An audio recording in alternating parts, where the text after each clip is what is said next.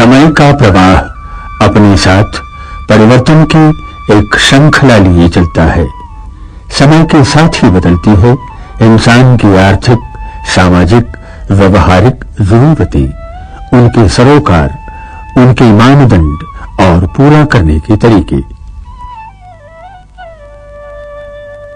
यही कारण है कि प्रकृति का शाश्वत सत्य परिवर्तन सुखदायी भी होता है और कष्टदायी भी।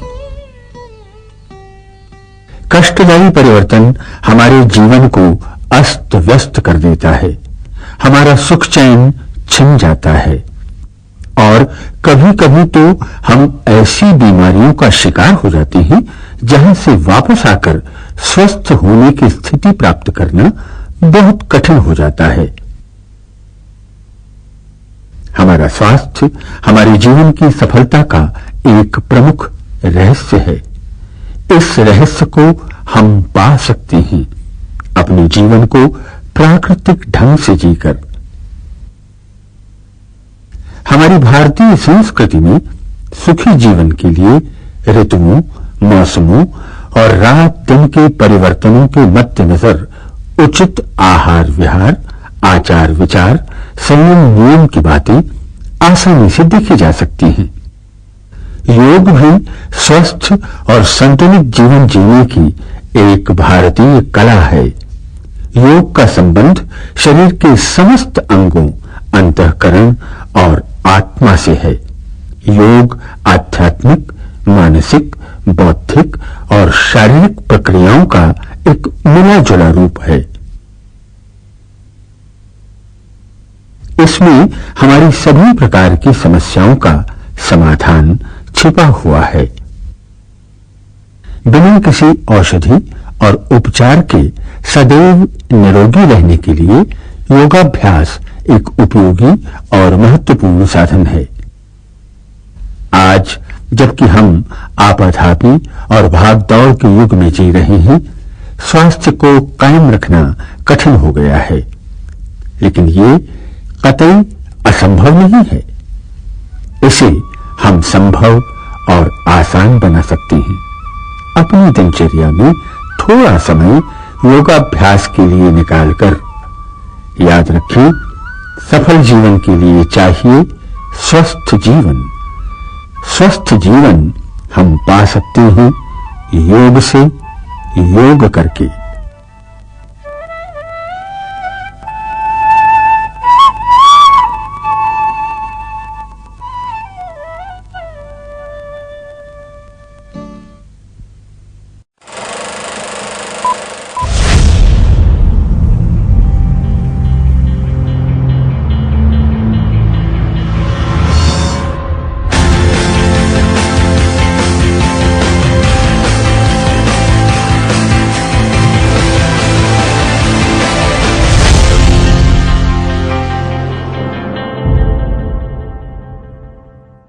Hello and welcome to a session on understanding the camera lens.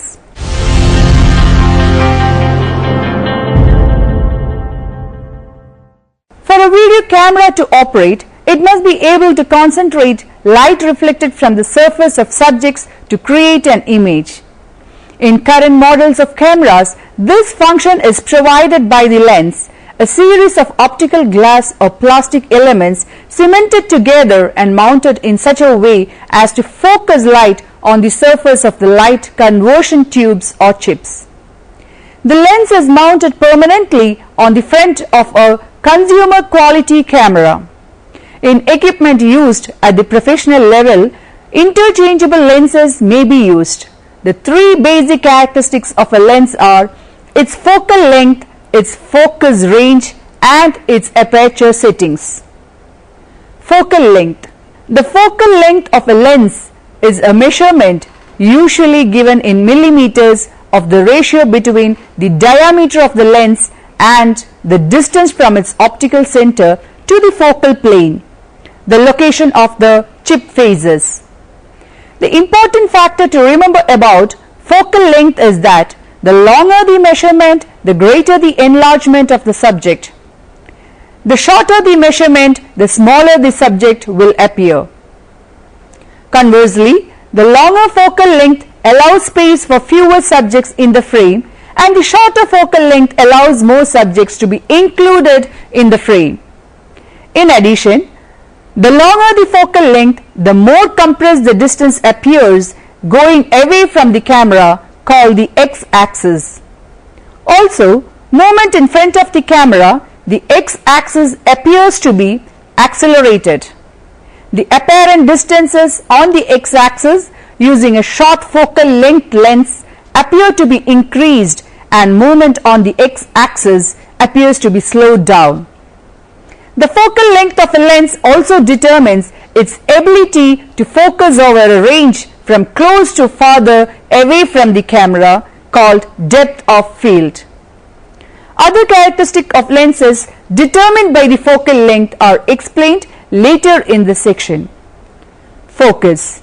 The ability of the lens to concentrate light reflected from a subject to create the sharpest image is called focus.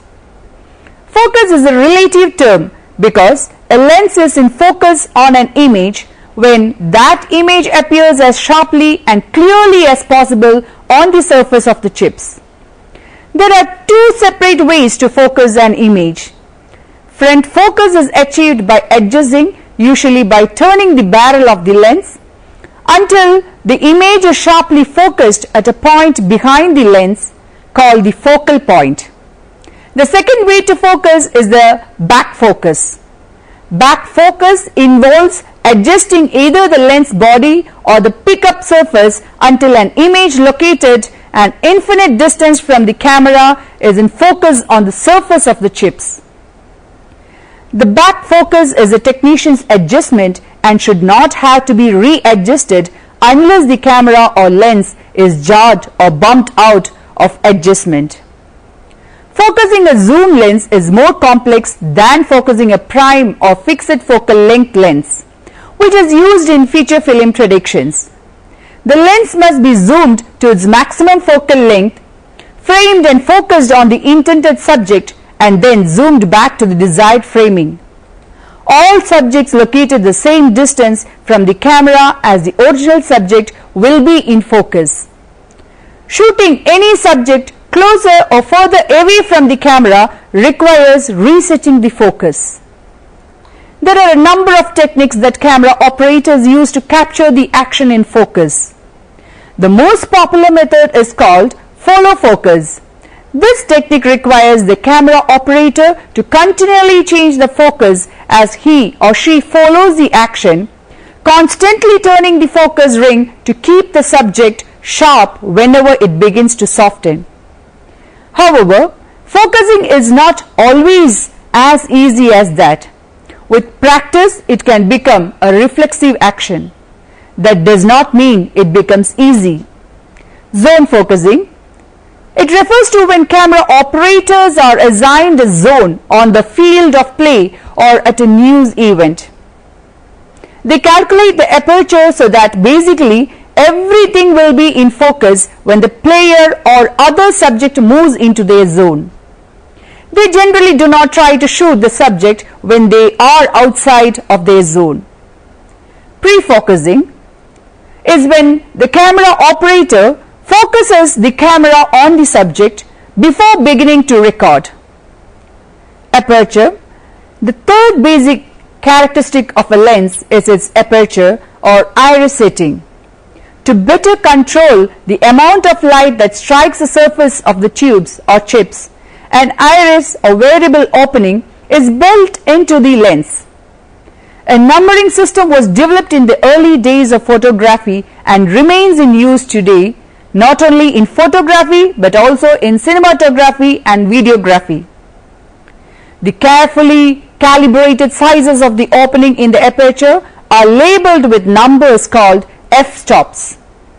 Although the numbering system may seem strange, each full f-stop doubles if opening or halves if closing the amount of light allowed to pass through the lens.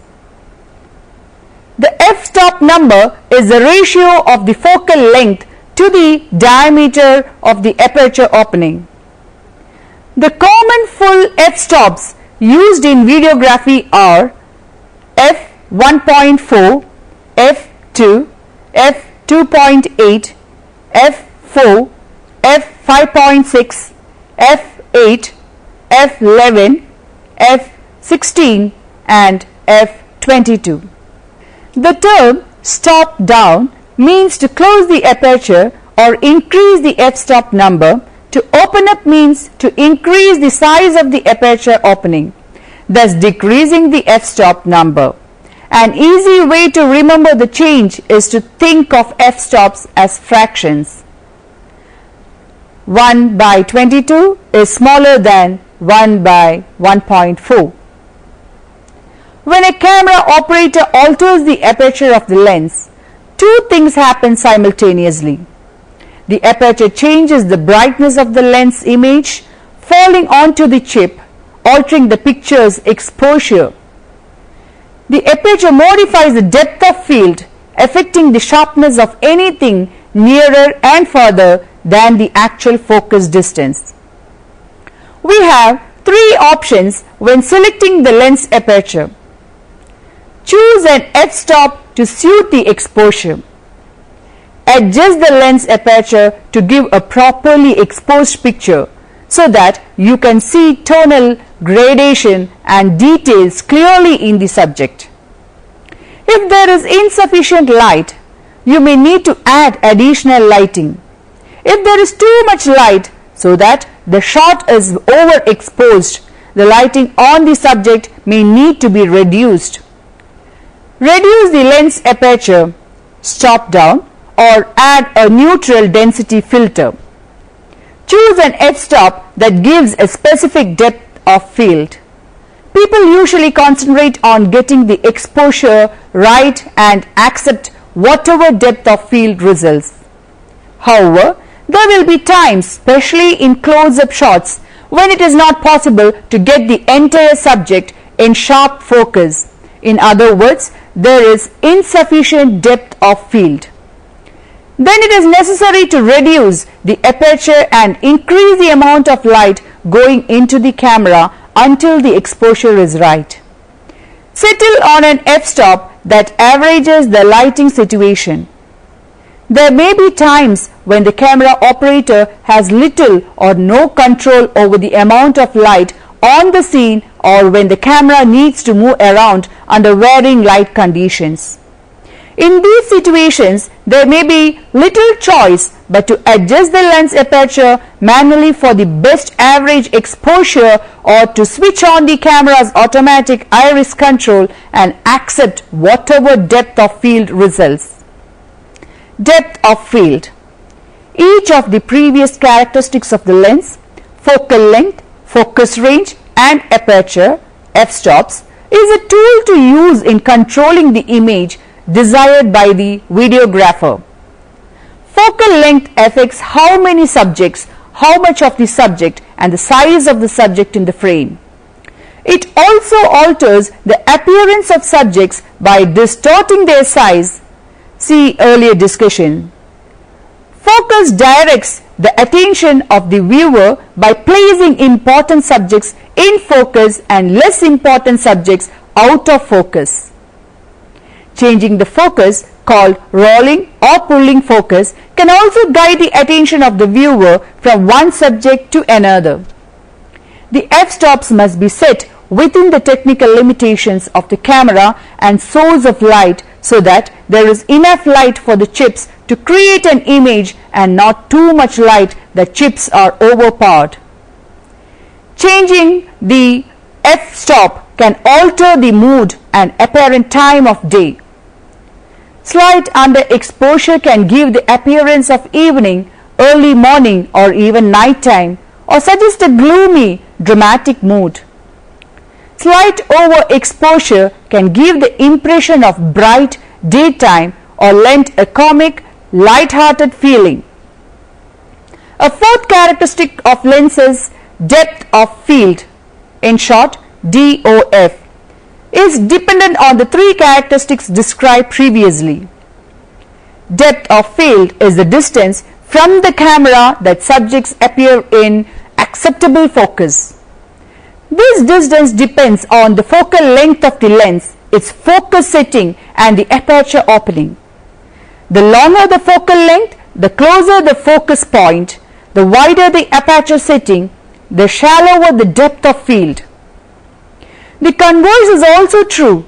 Depth of field is critical when trying to focus on close-ups or on rapidly moving subjects, such as in sports, and when light levels are limited. Depth of field also may be used creatively to exclude from subjects by placing them out of focus but within the frame.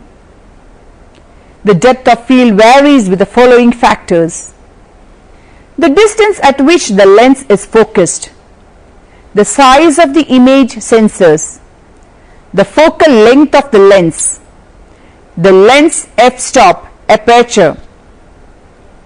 What is exposure? Every video camera requires a certain amount of light to function effectively and produce quality images. However, the chips can only handle a limited range of tones.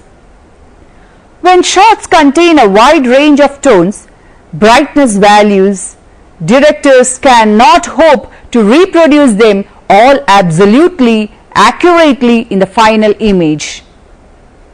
If the amount of light from a surface exceeds the chip's upper limit, it will reproduce as white in the video picture. It will burn out or clip to a blank white. Conversely, when a surface reflects too little light, it will fall beyond the system's lower limit and crush to an overall black tone. The average brightness of the lens image falling onto the chip is primarily determined by the lens aperture, f-stop. The goal is to adjust the aperture so that the most important tones, usually people's faces, are clearly visible. This process is called adjusting the exposure. Correct exposure is a subjective choice. No one can judge whether a film shot is going to turn out right until it has been processed, developed and printed. So it's extremely important for the filmmaker to calculate the correct exposure before shooting. Otherwise, entire sequences could be wildly wrong. White balance. Some people mistakenly think all you need to do is find a scrap of white paper or card, put the card in front of the camera and press the button marked white balance. Well, there's more to it than that. If you want to have complete control over the video you shoot. What is white balance? White balance is a camera control that adjusts the camera's color sensitivity to match the prevailing color of outdoor light, cooler, indoor light, warmer, or fluorescent light, greener. On most cameras, white balance may be set either automatically or manually. On professional cameras, white balance can be set to match exactly the light source you are shooting with. Auto white balance. Many cameras allow completely automated white balance. Many of us are fooled into thinking that we don't have to worry about whether shooting indoors or out. The camera makes the color decisions for you when this setting is engaged. While auto white balance is convenient, it's also prone to color shifts, especially under mixed light sources. For best results, professionals always perform a manual white balance anytime lighting conditions change. Manual white balance. Manual white balance is a setting that allows camera operators to match the exact lighting used. It is the professional way to shoot and is very easy to accomplish. The operator generally shoots a white card and presses a white balance button that adjusts the red, green and blue CCD signals so that the white card appears white and exhibits no color cast. This procedure, of course, must be performed every time you encounter different lighting conditions. All professional cameras allow you to set a white balance manually. Sensitivity.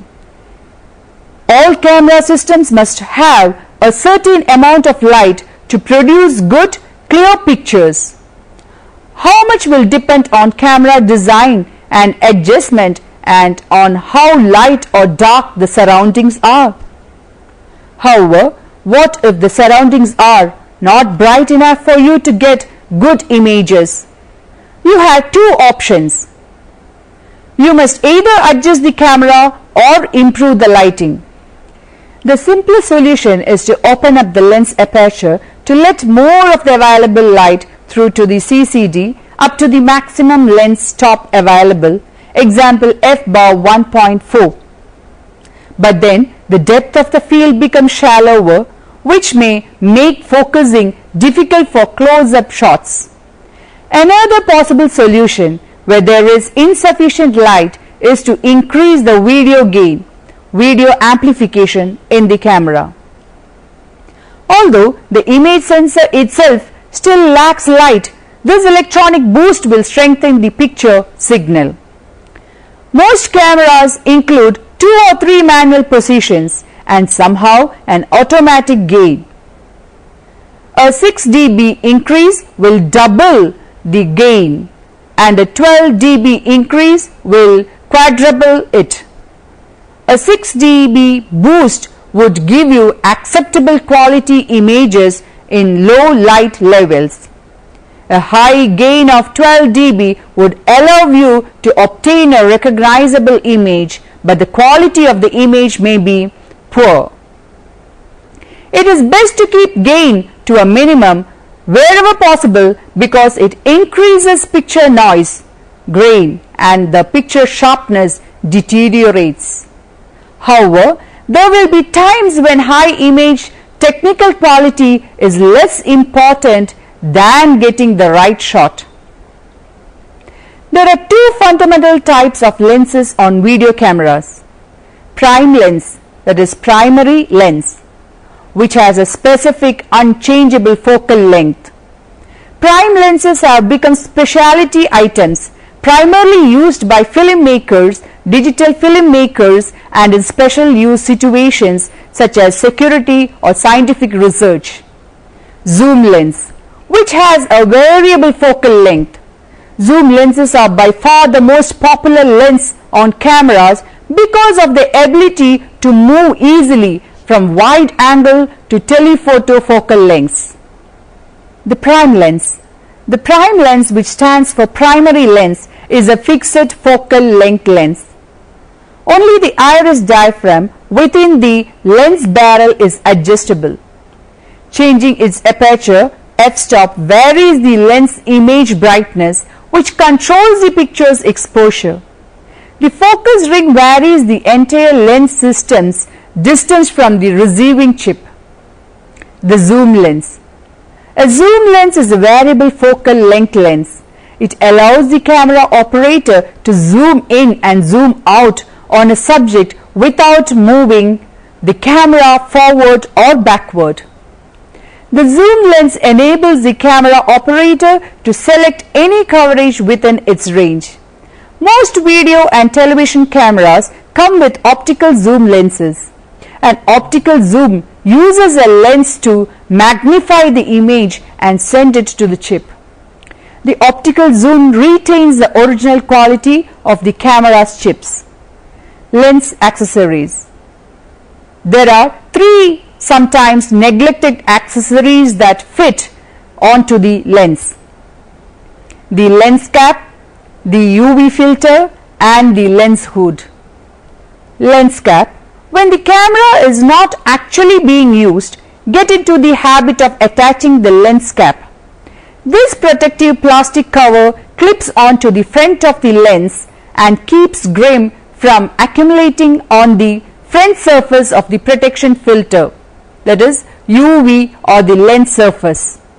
The lens surface has a special bluish coating which improves picture contrast and tonal gradation by reducing the internal reflections that cause lens flares or overall graying.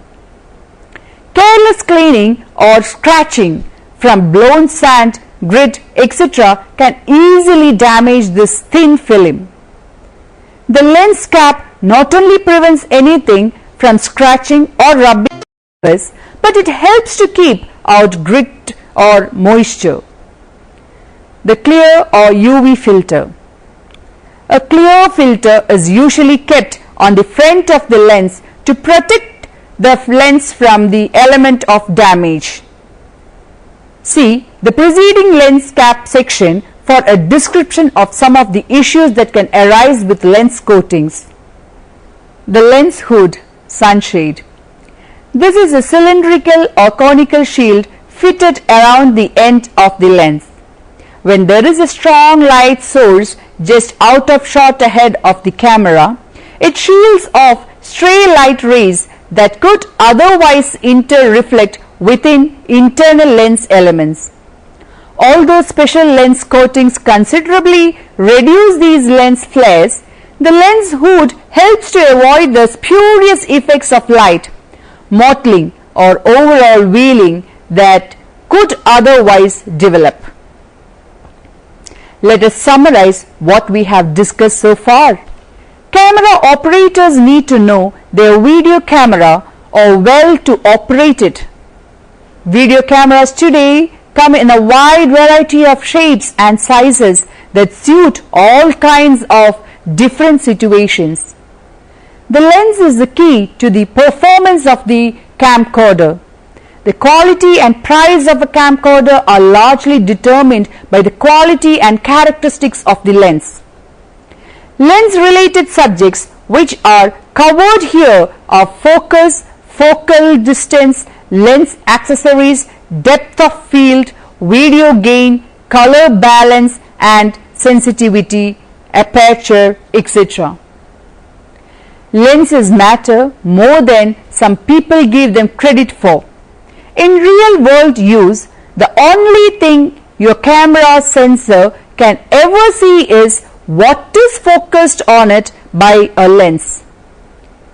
Even the best of cameras is limited by the resolving power of the lenses used with it. Now, you can try to answer the questions given here. What is the meaning of focal length? What is meant by f-stop? What are the reasons to shoot with a lens filter? Why do we need to use lens hood? What is autofocus mode in digital cameras? Differentiate follow focusing from pre-focusing. What are the differences between zoom lens and prime lens? Explain the focal length and depth of field in videography. Hope that you may go through the references for further reading.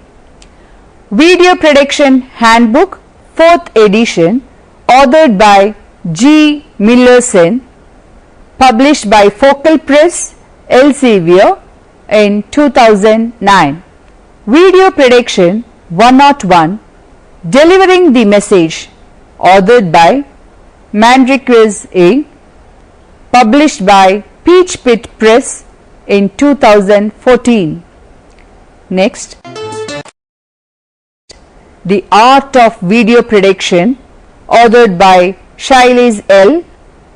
at Sage Publications in 1998. Thank you for watching this program. We can meet again with another topic soon. Have a nice day.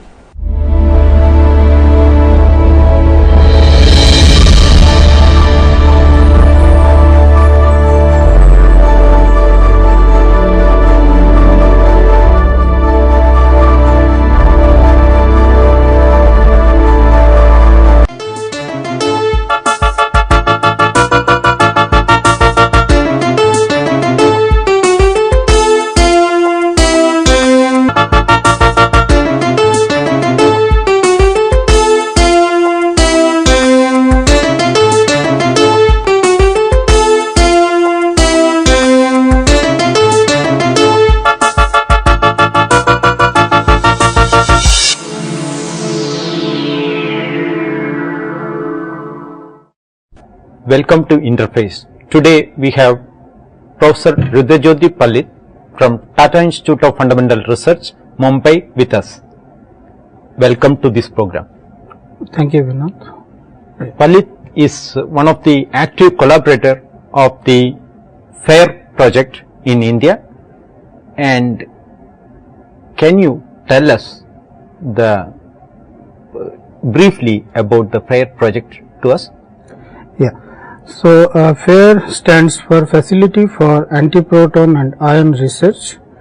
It's one of the mega science projects in Europe, and it will come online in 2020, and it's a international collaboration between different research institutes and universities across the world. It has one very powerful accelerator which will provide exotic isotopes and antiprotons for basic research. It has 4 science pillars. One is nuclear structure and reactions for astrophysics experiments. This is called New Star experiment. The other one is compressed baryonic matter research. The third one is PANDA experiments, which is for proton and antiproton research. The fourth one is APPA experiment. It is an experiment to study atomic physics of relativistic atoms and applied physics, and many countries are involved in this mega project. Okay. In brief, the project aims to study the nuclear matter and the evolution of the universe. Okay. What type of exotic nuclei? Can you elaborate on that thing? What type of exotic nuclei you will study with this project? So, isotopes, there are different type of isotopes can be possible, and one of the a given chemical element can have different type of isotopes depending upon its mass number. Suppose you look for the carbon, which has a major part in a human body, can come in the form of 12 carbon or 14 carbon. 12 carbon has 6 protons and 6 neutrons, while 14 carbon has 6 protons and 8 neutrons. The chemical properties of 12 carbon and 14 carbon are similar, however, their physical properties of 14 are different. Namely, 14 carbon is radioactive and 12 carbon is stable. The 14 carbon is used for dating purposes, and which is used to find out the lifetime of organic material, and 12 carbon is stable. Interestingly, the facility like FAIR can produce heavier carbon isotopes, say 22 carbon or so, where you have 6 protons and you have 16 neutrons. So, it has 10 additional neutrons than the stable isotope, which is 12 carbon. And study of these isotopes are interesting from basic science point of view. Why these isotopes are interesting for the mankind? What you produce in this FAIR, these isotopes you talked about, how they are important for the mankind. So, the FAIR facility is a very ambitious project to produce wide variety of isotopes from lighter to heavier elements. Understanding these isotopes is an intellectual challenge, and measurement of the different properties of these exotic isotopes will provide us new insight about the nuclear forces. Some of the isotopes they will play a crucial role in understanding the puzzle of production of elements, chemical elements in the universe. Because these isotopes are expected are believed to be produced in stars during certain astrophysical processes, and their decay properties are essential to know about the elemental abundances. Like in our solar system, we have now hydrogens are getting fused to produce heliums, and as time will pass, the heavier elements up to iron will be produced by fusion reaction. But what happens, or how do you produce heavier elements which are heavier than iron remains a puzzle, and it is believed that the heavier elements are produced during supernova explosion, which is followed by death of massive stars. So therefore, the interest in studying this isotope is of is interesting from basic research to understand the elemental abundances. Okay. So to solve this puzzle, what type of experiments are planned or you propose to study or to solve the puzzle? See, the experiments, as I told you, that elements heavier than irons, neutron-rich isotopes of these elements, they play a role in understanding the abundance of the element in the solar system.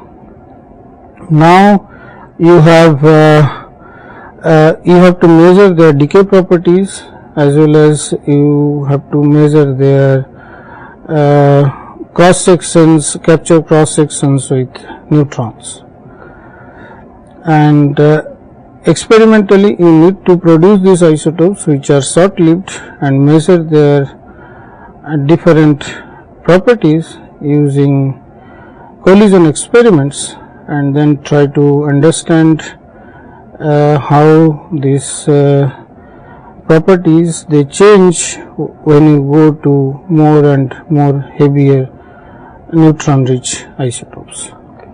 How do you get to measure these properties? So first of all, we need to produce these isotopes in experiment using nuclear reactions involving stable isotopes from the accelerator. Then we need to identify these isotopes. The challenge is that these isotopes, most of the isotopes are very short lived, and during that small time span you need to identify these isotopes. Then we need to do collision experiments or study their decay properties, and in that process we have to measure the light. In case of nucleus, it is the gamma radiations coming from the nucleus, or the other type of radiations like proton or alpha, and neutrons. From there we will be able to study the various properties of these isotopes, and you need sophisticated detection systems and instrumentation to measure the different properties of these isotopes. Do you expect some surprises? Yeah, as like any other basic research project, this project is extremely ambitious and has a lot of potential for new discoveries. One of the aspect of the nuclear system is that it is a very complex quantum system, and understanding in detail its structure and the dynamics, what happens inside the nucleus, remains a challenge. The existing effective nuclear forces are not understood completely, and therefore the state of the art nuclear models have difficulties in explaining very neutron rich or neutron deficient isotopes properties. So nuclear science is mostly a experimental science, where the experimental measurements, they guide the theory, and it improves the predictive power of the nuclear theory. So one of the aspects of exotic isotopes is that the nucleon force, the effective force, can become simplified when you go to certain very exotic isotopes, and measuring their properties can help in improving certain aspect of the nuclear force. One of the aspect of the surprising research potential of the field is that you can have very different properties, exotic modes of nuclei compared to what you see in case of stable nuclei. One of the example is if you look for an isotope which is stable, say lithium, which is 6 and 7, and then if you keep on adding neutrons to 7 lithium, then you can produce 8 lithium and the heavier lithiums isotopes. And what has been observed, that in case of 11 lithium, which is 4 neutrons more than the stable isotope of 7 lithium, has a size which is that of 208 lead.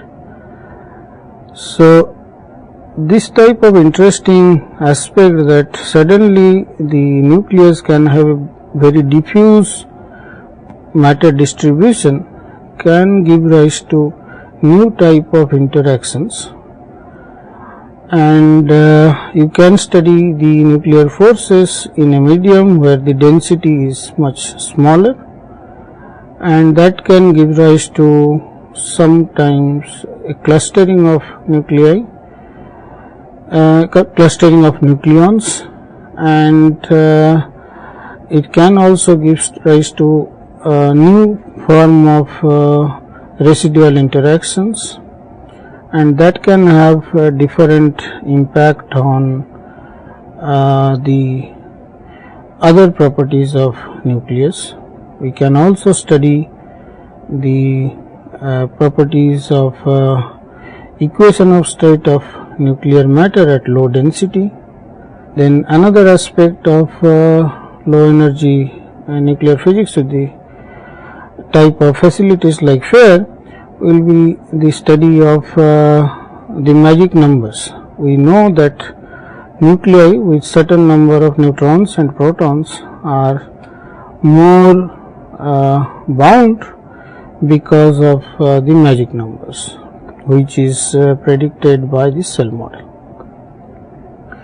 And now what has been observed, that if you see do the measurements for neutron rich isotopes, you find out that these magic numbers change, and though the cell model has been used to explain the properties of nuclei, and it has lot of success stories, now we are seeing that this aspect, the major aspect of the cell model, which is the magic number, that is also changing when you go for neutron rich nuclei or nuclei away from line of stability. And this type of things will change our basic understanding of nuclear physics. The another aspect which is of interest is to find out the limits of stability of nuclei. Right now we know the limits for isotopes up to oxygen, mainly the neutron drip line and the proton drip line. However, the heavier isotopes, the drip lines are not understood and we don't know, and facilities like FAIR can give us idea about the drip lines, neutron drip line and proton drip line up to Z equal to 25. So first I should also explain that what is drip line. For neutron drip line is for a given isotope is a limit at which the neutron separation energy becomes 0, and you can have for a given number of proton, you cannot keep on adding the number of neutrons. As you keep on adding the number of neutrons, the binding energy will reduce, and beyond a point the binding energy will become 0, and that defines the limit of stability for the neutron rich isotope. And the FAIR will be able to produce or will be able to help us identifying this drip line for isotopes up to Z equal to 25. Another aspect which is useful for the basic nuclear physics is the super heavy elements. We know that heavier elements beyond mass Z equal to 110 people are produced, but their lifetimes are much smaller, and theoretical models predicts that at a heavier Z around 126 you can have elements which have more stability compared to the intermediate isotopes. So that is this type of isotopes, if one can produce, will help us understanding the stability of heavy nuclei, and all this type of research will be possible with FAIR.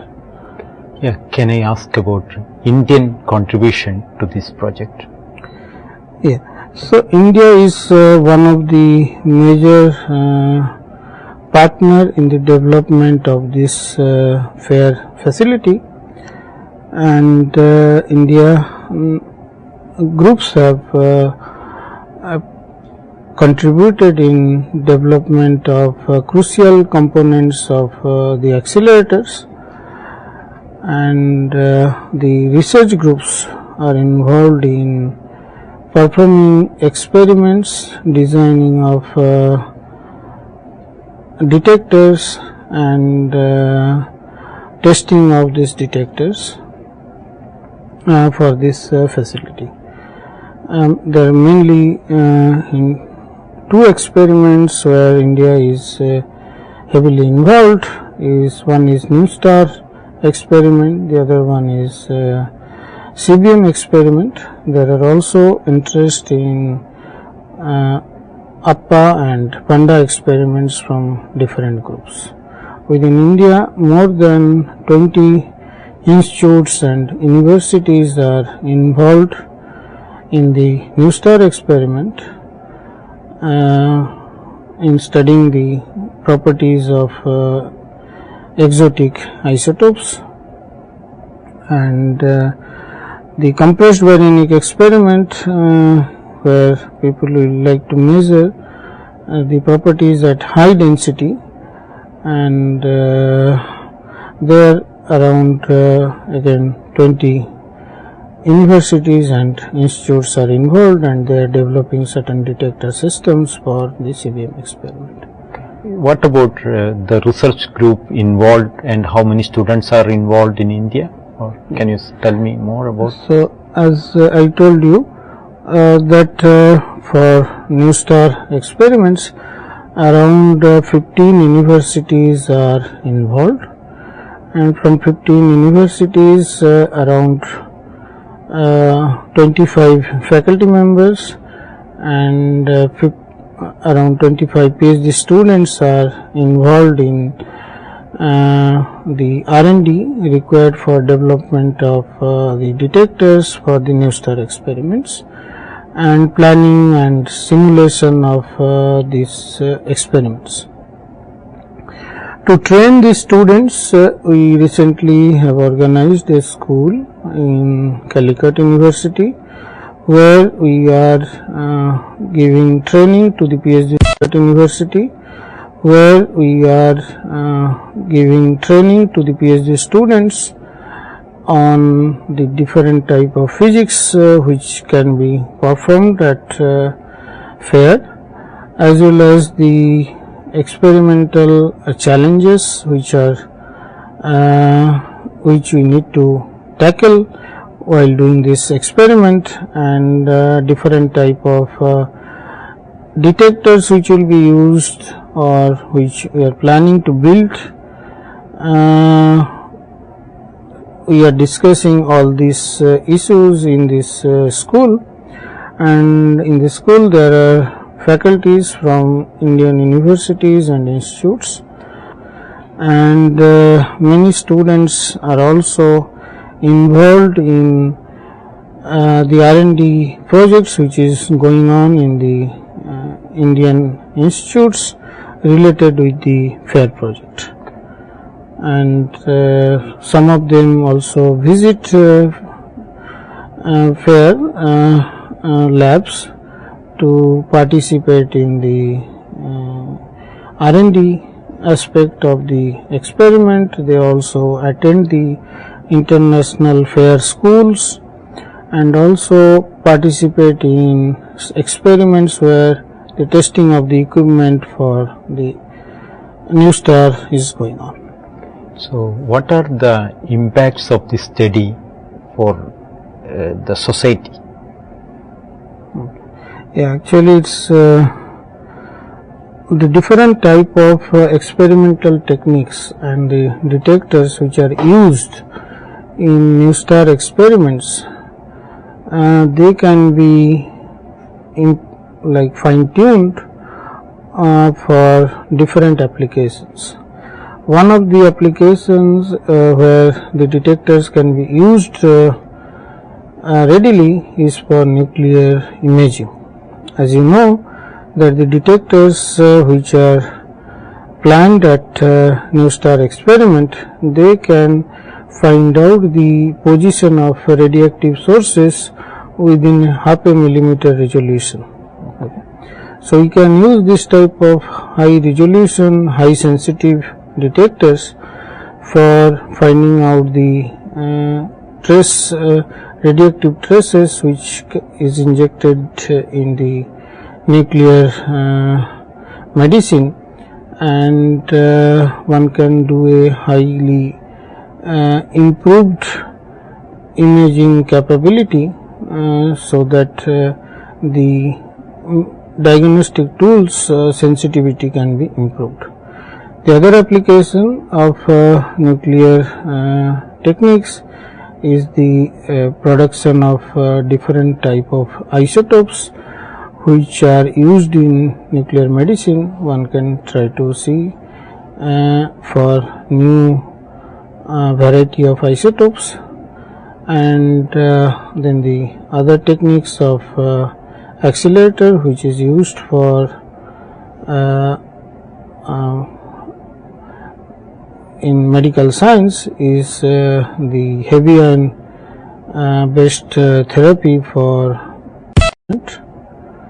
Also, the type of detectors which are used, they can be modified for homeland security purposes.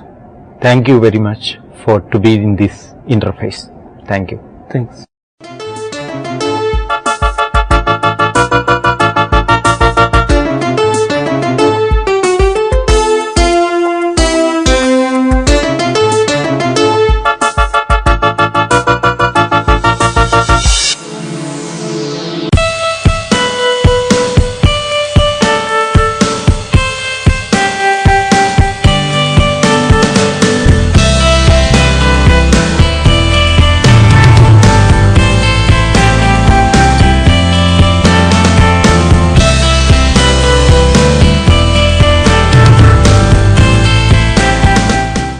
Hello and welcome to the session on education of socially backward classes.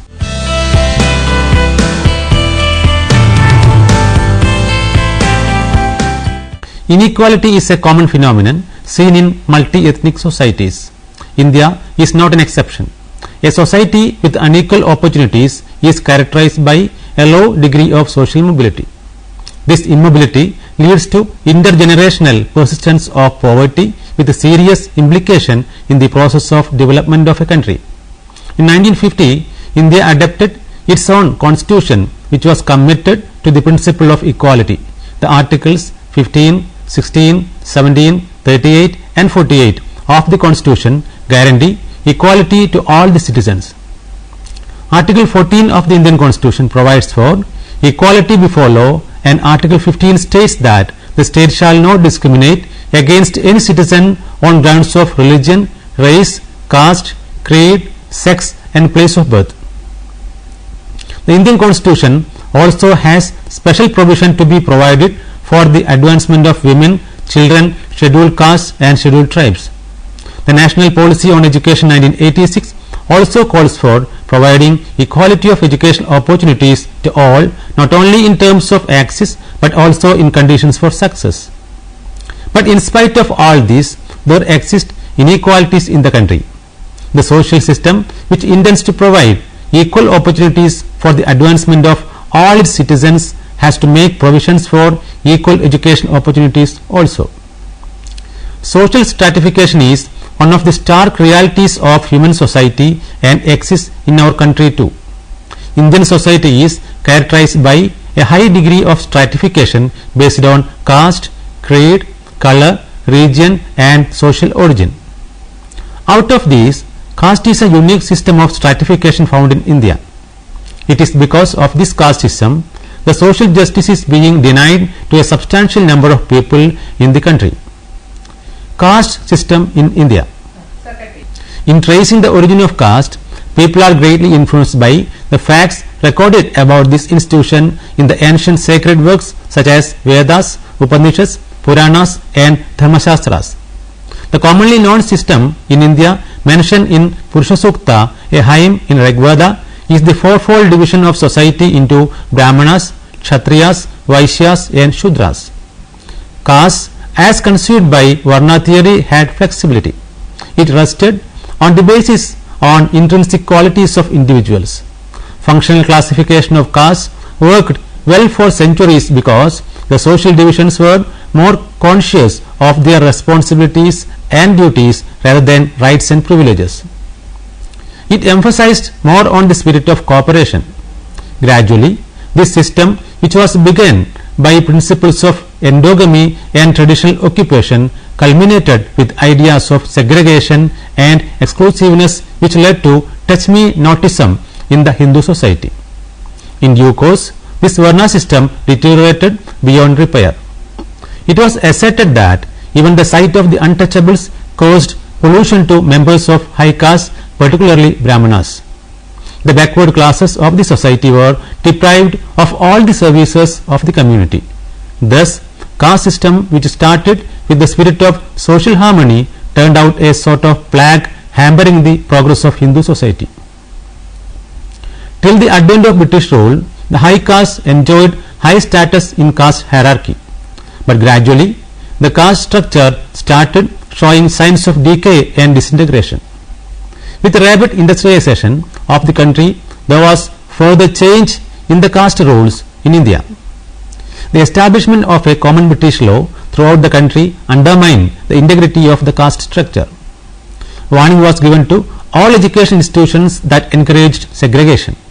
Naturally, the newly educated sections who were denied the benefits of education for ages felt the need for improving their social status of their communities. The change of social status was visibly found among the so-called backward classes in the course of the evolution of caste system. The unflinching courage and daring efforts of a number of leaders of thought and action were chiefly responsible for the weakening of caste system. The caste system began with socio-religious motives, became a political issue under the British regime, and finally assumed constitutional importance. The downtrodden sections, familiarly known as the backward classes, received special attention of the constitutional makers. The uplift of these sections was recognized as an important responsibility of the government. Constitutional provisions for the backward classes. The central government of India classifies some of its citizens based on their social and economic conditions as scheduled caste or SC, scheduled tribe or ST, and backward classes OBC. OBC is the term used by the government to refer to people who are socially and economically backward.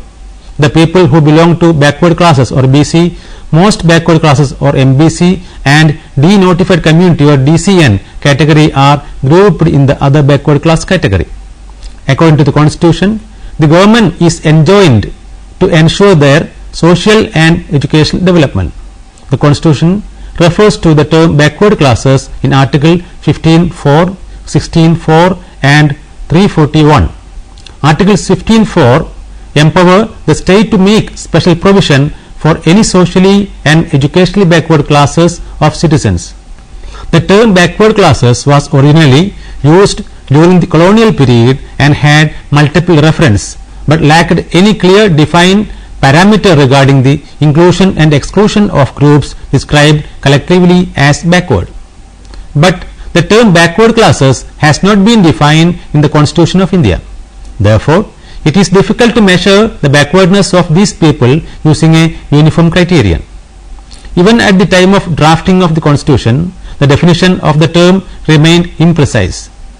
Though difficult to define, the term can be measured in terms of low levels of income, the extent of illiteracy, and the low standard of life demonstrated by living conditions.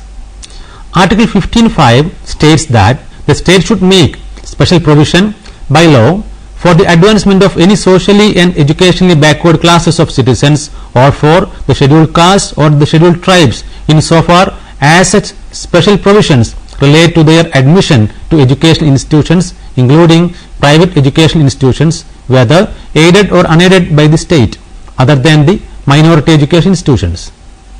Article 16(4) in the Constitution empower the state to make provision for the reservation of appointments or posts in favor of any backward class of citizens which, in the opinion of the state, is not adequately represented in the services under the state.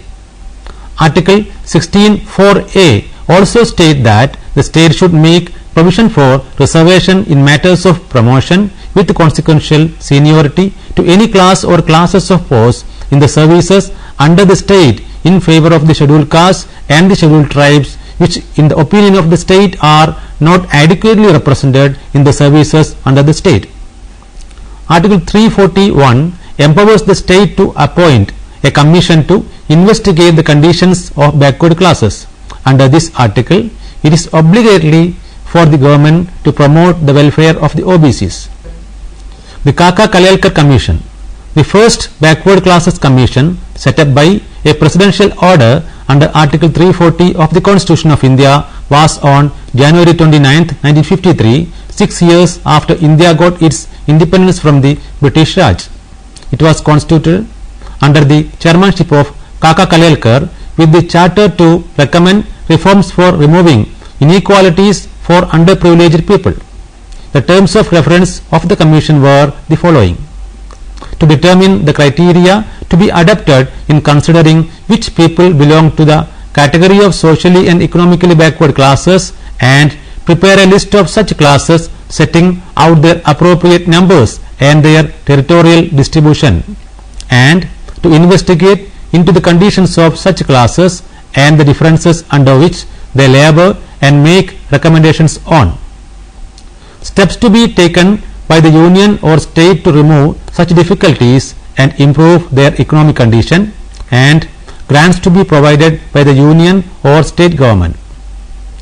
The Commission issued a questionnaire comprising 182 questions for eliciting the views of the governments and the general public on various aspects of its inquiry. It also undertook extensive tours to collect spot evidence. After sorting the facts collected, the Commission formulated the following criteria to identify socially and economically backward classes: low social position in the traditional caste hierarchy of Hindu society, lack of general educational advancement among the major section of a caste or community, inadequate or no representation in government services and inadequate representation in the field of trade, commerce and industry. The Commission submitted its report on March 30th, 1955. The report presented a list of 2,399 castes and communities considered as backward. Of these, 237 of them were considered as most backward, requiring special attention. The recommendations for the uplift of the backward classes were extremely wide-ranging and comprehensive. They cover fields as extensive land reforms, reorganization of village economy, cattle insurance, beekeeping, rural housing, Bhudan movement, development of livestock, dairy farming, fisheries, piggery, public health and water supply, university education, adult literacy, development of cottage and small industries, representation of backward classes in government services, etc. The Commission also recommended that special economic measures be taken to uplift the OBCs economically through the above mentioned programs. The Commission also recommended to reserve 70% seats in all technical and professional institutions for qualified students of backward classes. Major observations of the Kalelkar Commission. The Commission observed that although untouchability did not persist in the country to that extent, backwardness still was strong. The tribal people found anywhere in the state should be brought under the list, and a uniform policy must be followed throughout India in the interest of the advancement of these classes. In India, economic backwardness is often the result and not the cause of social evils. The privileged classes must voluntarily renounce their privileges and their claims to social superiority and must work wholeheartedly for the eradication of social evils. It is essential that no dominating community should be allowed to claim to be the protectors of the weaker sections. As India is a democratic and secular republic, neither religion nor political power should control the destinies of humanity. The Commission gave the definition of backward class as those who do not command adequate and sufficient representation in government service, those who do not command large amount of natural resources like land, money and industrial undertakings, those who live in ill-ventilated houses, those who are nomadic, those who live by begging and other unwholesome means, those who are agricultural laborers or those who practice unremunerated occupations without any means to enter better paying professions, and those who on account of poverty, ignorance and other social disabilities are unable to educate themselves or produce sufficient leadership. While forwarding the above report to the central government, Kalelkar attached a letter recording his strong disagreement with the Commission's fundamental conclusions. He wrote that the whole line of investigation pursued by the Commission was repugnant to the spirit of democracy, since in democracy it is the individual, not the family or the caste, which is the unit. He recommended that the state should give special educational and economic aid to all persons whose total annual family income was less than 800 rupees, regardless of their caste or community. After presenting the memorandum, the government made efforts to discover some criteria other than caste which could be of practical application in determining the backward classes. The Deputy Registrar General was asked to conduct a pilot study to see if backwardness could be linked to occupational communities other than caste, but the survey failed to give good result. The report was rejected by the Union government for having used caste and not an economic criterion for identifying backward classes. The Mandal Commission. The first Backward Classes Commission failed to formulate any objective criteria for identifying backward classes, which made the Government of India to reject its recommendations. The government was also opposed to the adoption of caste as one of the criteria for backward classes and preferred the application of economic test. The second All India Backward Classes Commission was the Mandal Commission set up in 1978, which was constituted after 30 years of Indian independence. The constitution of Mandal Commission marked the beginning of a new era in the history of backward classes and compensatory discrimination. The commission set by the Janata government was chaired by B.P. Mandal. The commission had 5 members, all but one drawn from the backward caste and the remaining one from the scheduled caste. The commission adopted a multilateral approach to the collection of data in connection with its inquiry. It issued detailed questionnaires to all state governments, union territories and ministries and departments of the Government of India. The commission came with a list of 3,473 castes that can be declared as backward. The commission used 11 social, economic and educational indicators to determine backwardness. The educational indicators were as follows. Classes where the number of children in the age group of 5 to 15 years who never attended school is at least 25% above the state average. Castes or classes amongst whom the proportion of matriculates is at least 25% below the state average, and castes or classes where the rate of student dropout in the age group of 5 to 15 years is at least 25% above the state average. Recommendations of the Mandal Commission regarding education of the OBCs. The Commission submitted its report in 1980. The Commission found that the population of OBCs, both Hindu and non-Hindu, was around 52% of the total population of the country. The Commission recommended educational concessions for the OBCs. It was suggested that the number of educational concessions that the state gave to these classes, which include scholarships, exemption fees, exemption of tuition fees, free supply of textbooks, midday meals, special hostel fees, etc., were not enough. What was required was the framing of integrated schemes for creating the proper environment and incentives for purposeful studies. According to the Commission, the most backward children were irregular and indifferent students, and their dropout rate was very high. There were 2 main reasons for this. First was that these children were brought up in a climate of extreme social and cultural deprivation, and consequently a proper motivation for schooling was generally lacking. Secondly, most of these children came from very poor homes, and their parents forced them into doing small chores from a very young age. So a time-bound program was to be launched for adult education in pockets with high concentration of OBC population. Residential schools were another suggestion. These schools were to be set up in those areas where OBC community was high. All facilities in these schools, including boarding and lodging, were to be provided free of cost to attract students from poor and backward homes. Since the OBCs could not afford the high wastage rates of the educational system, their education was to be highly based in favor of vocational training.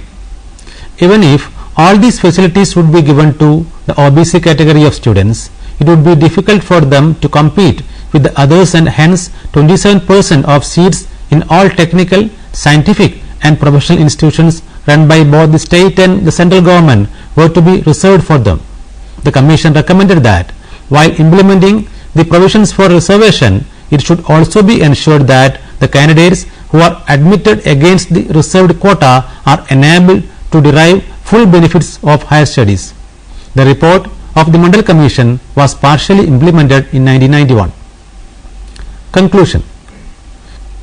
Education is not an individual affair but a social endeavor and a social obligation. The success and prosperity of any democratic system of government depends on enlightened and educated people. For any citizen to participate in economic production of a country, they need to learn specialized skills which can be acquired only through education. India has the credit of being the largest democratic country in the world. Unless the people are vigilant of their rights and responsibilities, democracy has no meaning. To make this possible, education is badly necessary. In view of the varied conditions of development among the different communities of India, from the primitive to the most advanced, the framers of the Constitution deemed it necessary to make adequate provisions for the protection and uplift of the backward classes and afford equal opportunities for their advancement in order to bring them up to a common level. Various backward classes in the state were socially backward because of lack of education. Identifying this fact, educational programs have been given to them. The following schemes have been launched by the government in the year 1998-99 for the welfare of the education of OBCs. Pre-examination coaching to be given to candidates belonging to OBCs to enable them to compete in various competitive and entrance examinations.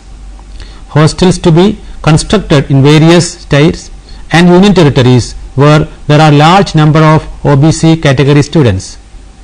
Scholarship awards to be sanctioned to students whose parents' income does not exceed rupees 44,500 per annum. Pre-matric scholarships were to be provided to students at post-matriculation and post-secondary stages. They were to be given financial assistance to enable them to complete their education. Another scheme was also recommended which involved the voluntary sector to improve educational and socio-economic condition of the OBCs to get them gainfully employed.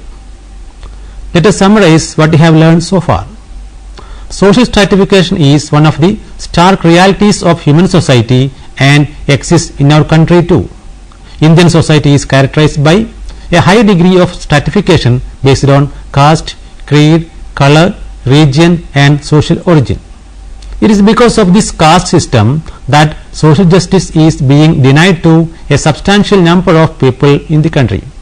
The central government of India classifies some of its citizens based on their social and economic conditions as scheduled caste SC, scheduled tribes ST and backward class OBC.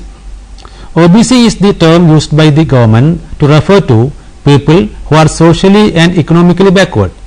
The people who belong to backward classes or BC, most backward classes or MBC and denotified community or DCN category are grouped in the other backward class category. The term backward classes was originally used during the colonial period and had multiple reference but lacked any clear defined parameter regarding the inclusion and exclusion of groups described collectively as backward. In view of the varied conditions of development among the different communities of India, from the primitive to the most advanced, the framers of the Constitution deemed it necessary to make adequate provisions for the protection and uplift of the backward classes and to afford equal opportunities for their advancement in order to bring them up to a common level. The chapter discusses the government initiatives for the education of the backward classes in India. Now you can try to answer the questions given here. Who are classified under the educationally backward classes in India by the central government? What are the recommendations of the Mandal Commission? Which articles of the Constitution make special provisions for the backward classes of the society? What were the major observations on backward classes by the Kalelkar Commission? What were the various schemes launched by the government in the year 1998-99 for the welfare of the education of OBCs? Now we may go through the reference books for further understanding. Educational and Social Uplift of Backward Classes, at what cost and how, written by Agrawal SP and Agrawal JC, published by Concept Publishing Company, New Delhi in the year 1991. The Indian Constitution, a case study of backward classes, written by Ratna GR, published by Associated University Press, New Jersey in the year 1971. Education in India, Problems and Perspectives, written by Dash M, published by Atlantic Publishers and Distributors, New Delhi in 2004. Thank you for watching this program. We can meet again with another program. Have a nice day.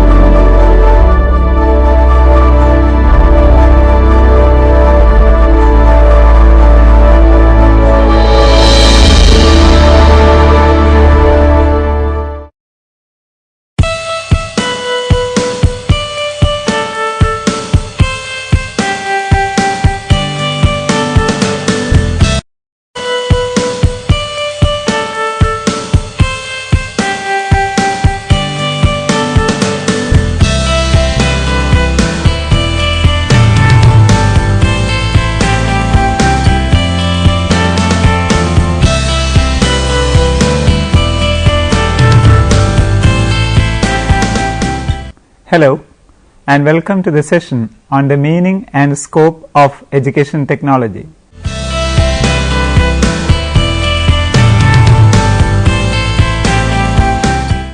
The word technology is from a Greek word techne, which means craft or art.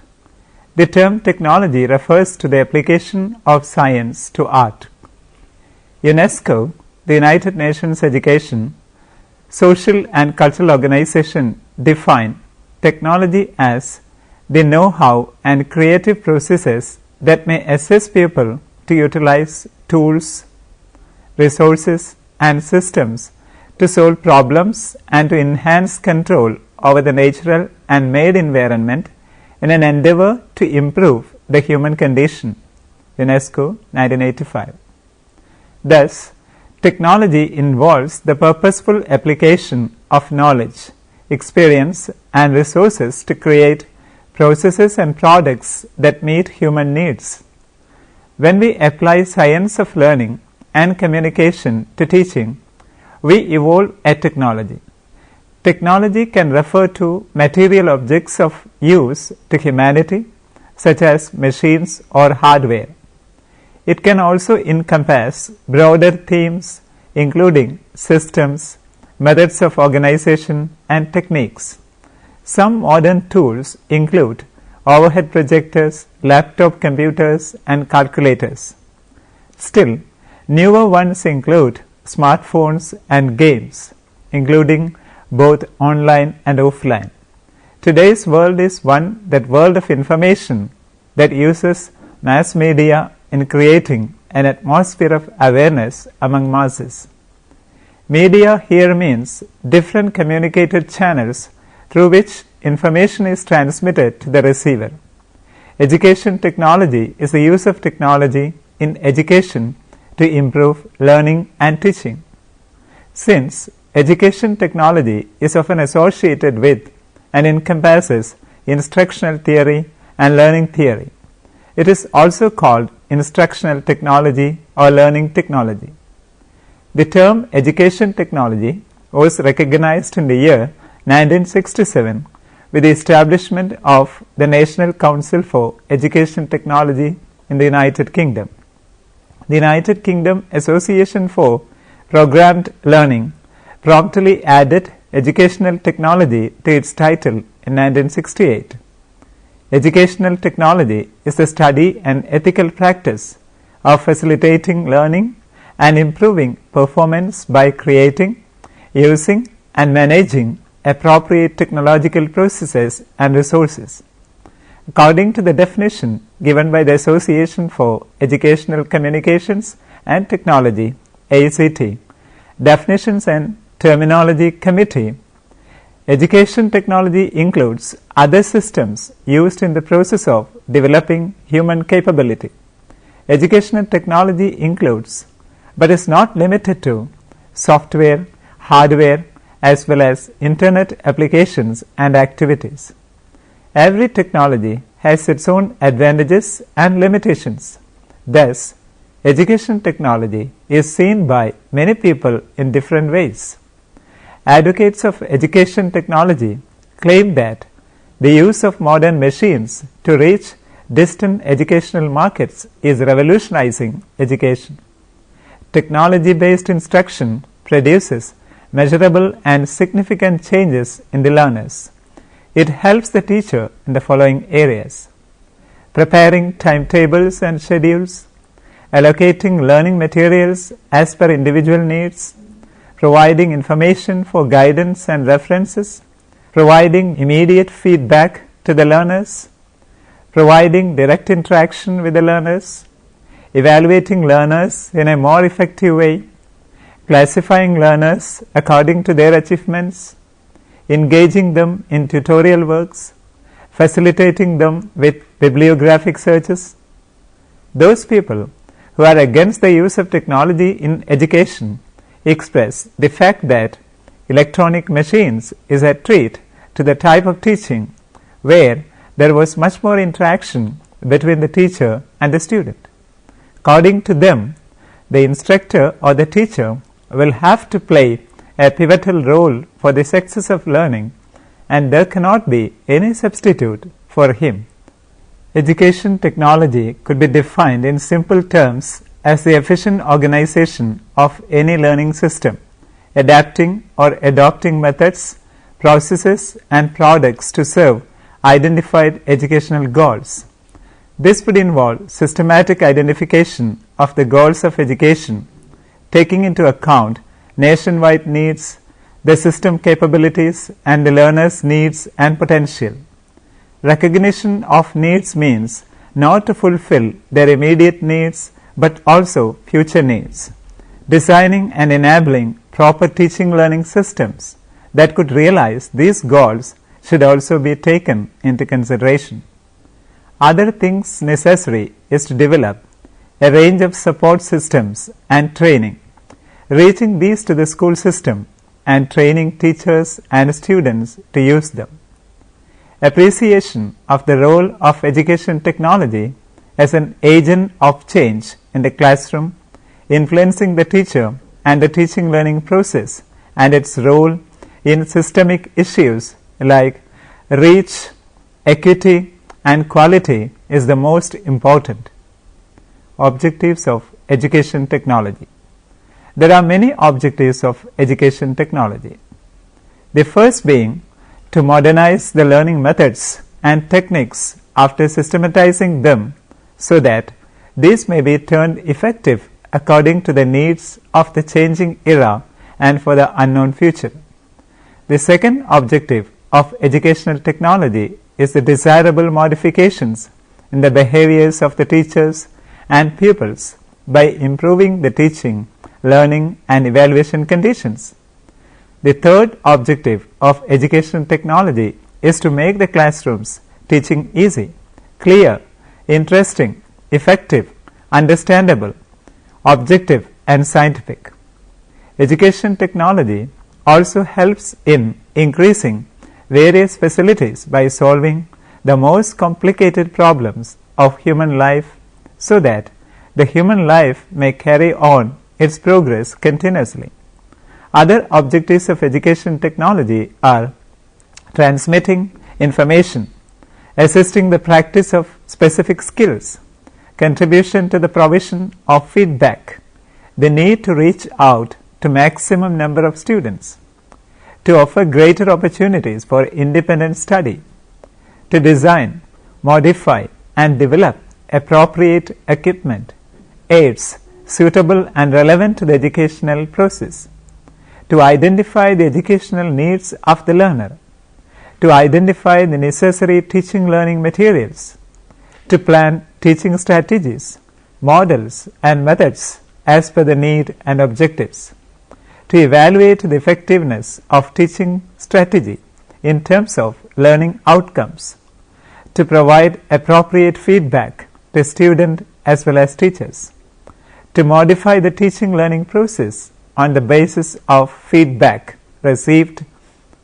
Technology is helping teachers to expand beyond linear text-based learning and to engage students who learn best in other ways.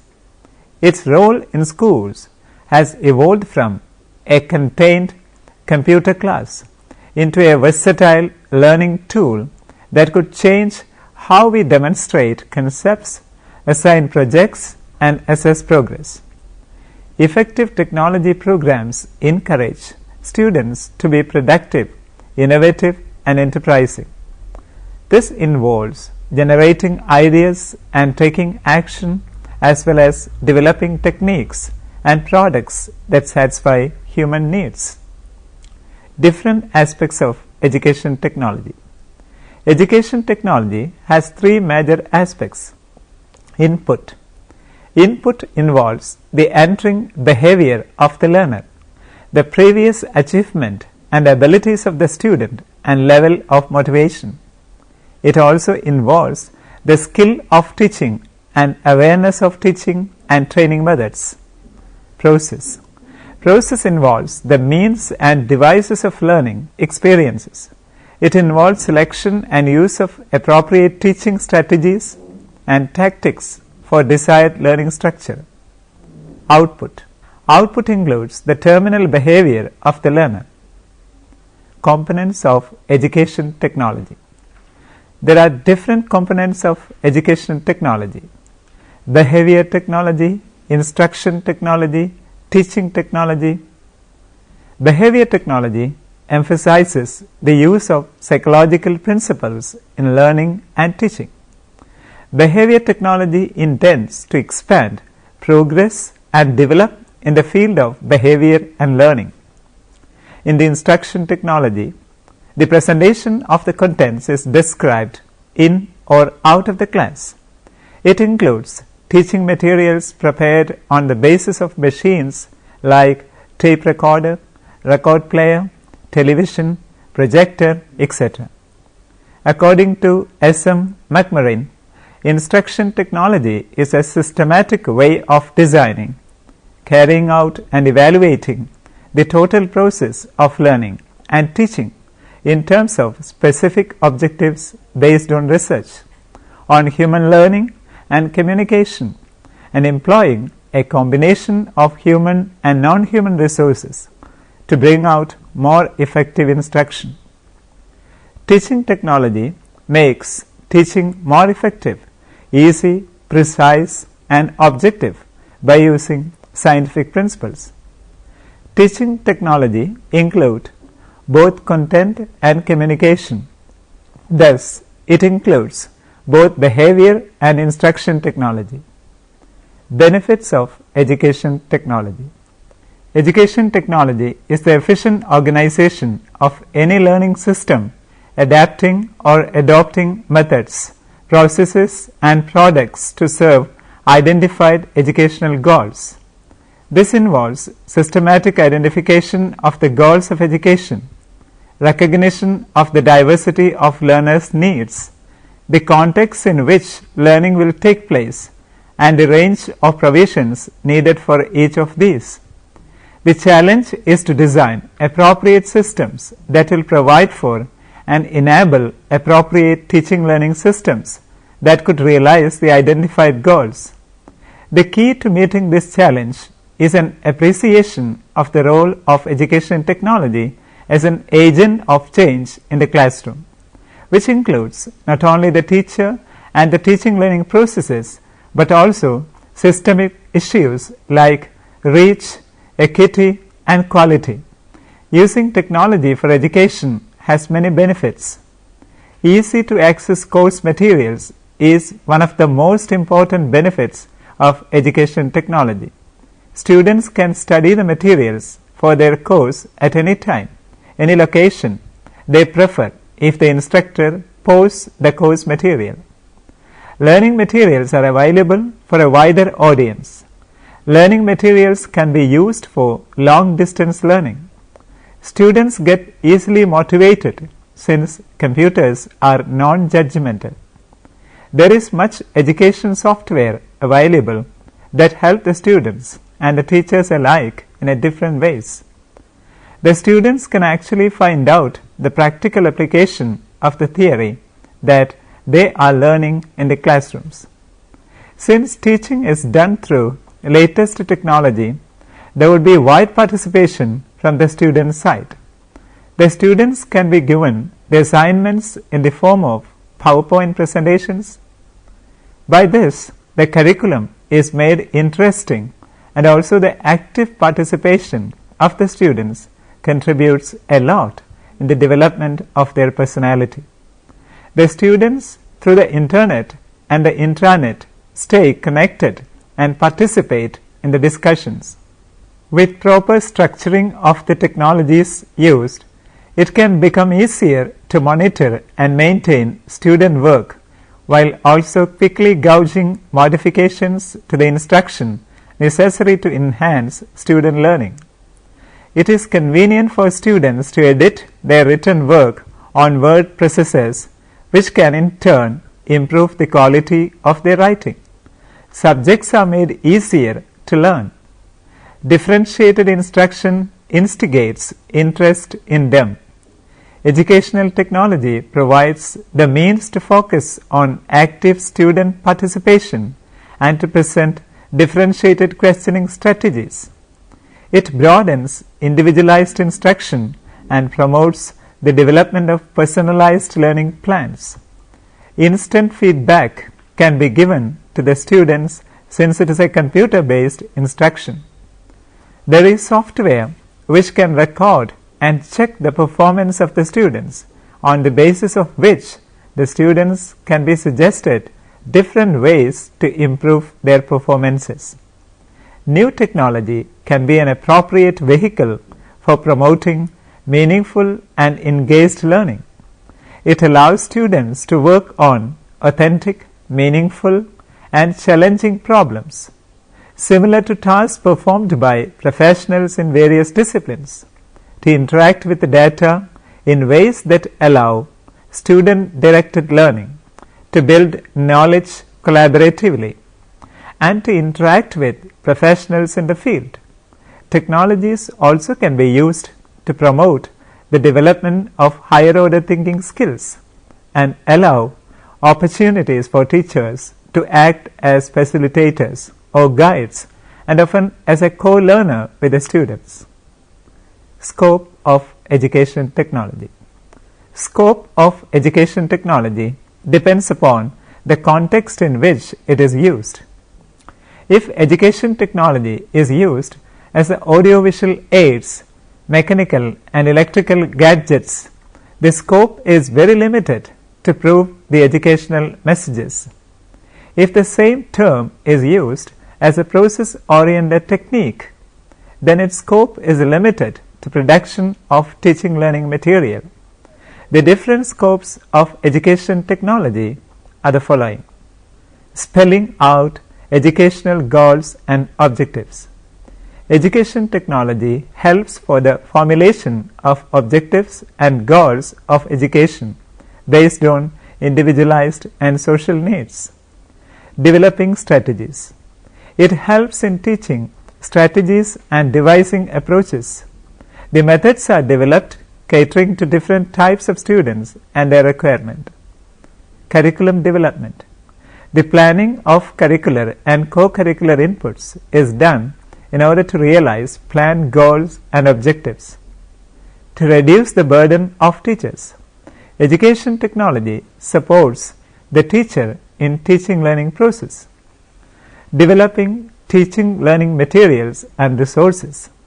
Education technology develops necessary learning materials in the form of programmed learning books, computer learning packages, mass media instruction, individualized self-instructional packages, etc.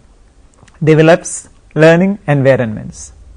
Education technology develops learning environment that are learner-friendly. Developing human resources. Education technology covers the area of teacher education. Developing multisensory aids. Design and development of audiovisual aids also takes place. Develops interactive instruction services. Education technology tries to provide opportunities for the learner to control the pace and mode of presentation. Develops passive instruction services. Latest technologies like educational radio, TV, and computers are used for transmitting information. They are passive services since all decisions are in the hands of the providers. The provider of these services decides what to be presented, for how long it should be presented, in what sequence and when. Develops communication devices. Education technology has developed communication devices for students who have mental capability to communicate but are not able to speak. Developing information resources. Education technology helps in bridging the gap between developments in information technology and education.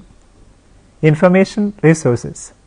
There are various resources available for the learners like e-libraries, online encyclopedia, World Wide Web, etc. Feedback mechanism and modification. Education technology develops tool of evaluation to provide feedback. The scope of education technology is its use in three areas: instructional process, general educational administration and management, education testing. Scope of educational technology in instructional process: selection of teaching learning methodologies as per the needs of the learners, selection of appropriate audiovisual aids as per the nature of the content, helps the teachers to define the specific educational objectives in behavior terms, enables the teacher to measure the learning outcomes in a proper way. Teaching models: language laboratory, micro-teaching, simulated teaching, team teaching, programmed learning materials, teaching skills, teaching methodologies, etc. are the contribution of educational technology. Scope of educational technology in educational administration and management: training of the teachers at a mass level, widening access of education, online registration for the courses, online admission processes, use of CCTVs in the classrooms. This helps in easy monitoring of the class through a CCTV control room. Radio broadcasting, television telecasting, online computer education, etc. is the byproduct of educational technology. Scope of educational technology in educational testing: designing and developing of various tools of testing. New assessment criteria and procedures are byproduct of educational technology. The system approach of educational technology helps in providing proper feedback. Let us summarize the major ideas in this session. The word technology is from a Greek word techne, which means craft or art. UNESCO, the United Nations Education, Social and Cultural Organization, defines technology as the know-how and creative processes that may assist people to utilize tools, resources, and systems to solve problems and to enhance control over the natural and made environment in an endeavor to improve the human condition. UNESCO, 1985. Thus, technology involves the purposeful application of knowledge, experience, and resources to create processes and products that meet human needs. Education technology is the use of technology in education to improve learning and teaching.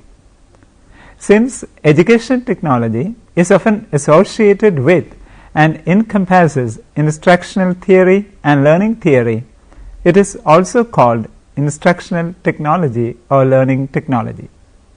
The term education technology was recognized in the year 1967 with the establishment of the National Council for Educational Technology in the United Kingdom. The United Kingdom Association for Programmed Learning promptly added educational technology to its title in 1968.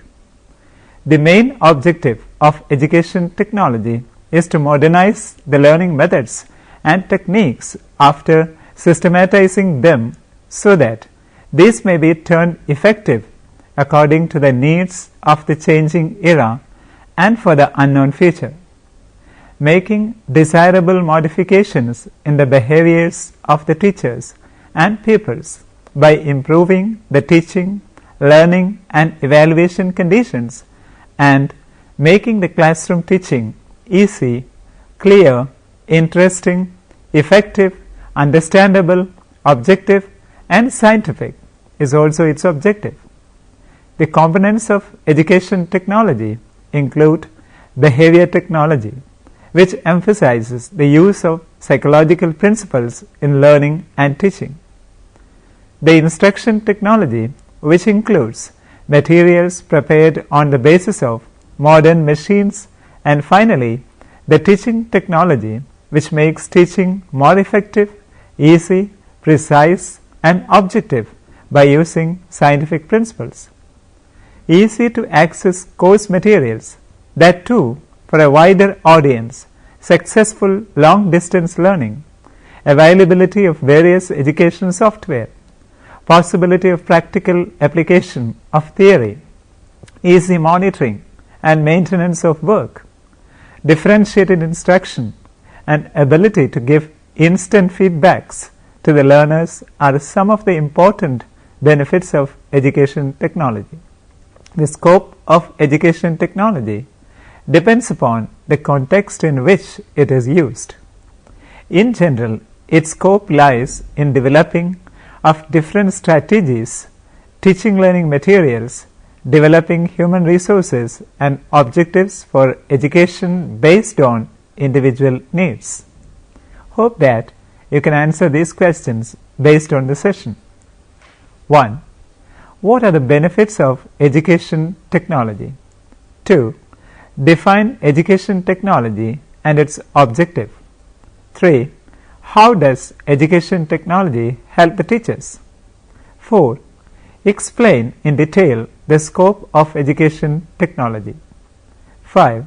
What is technology? 6. Which are the 3 aspects of education technology? 7. What is instruction technology according to S.M. McMurrin? You can go through the books for reference. Education Technology by N. Venkataya, published by S.B. Nangia, APH, Publishing Corporation, 2008. Education Technology, Teaching Learning, Dr. Y.K. Singh, Dr. T.K. Sharma, Dr. Brijesh Upadhyaya, published by S.B. Nangia, APH Publishing, 2008. Thank you for watching this program. We'll meet again with another topic.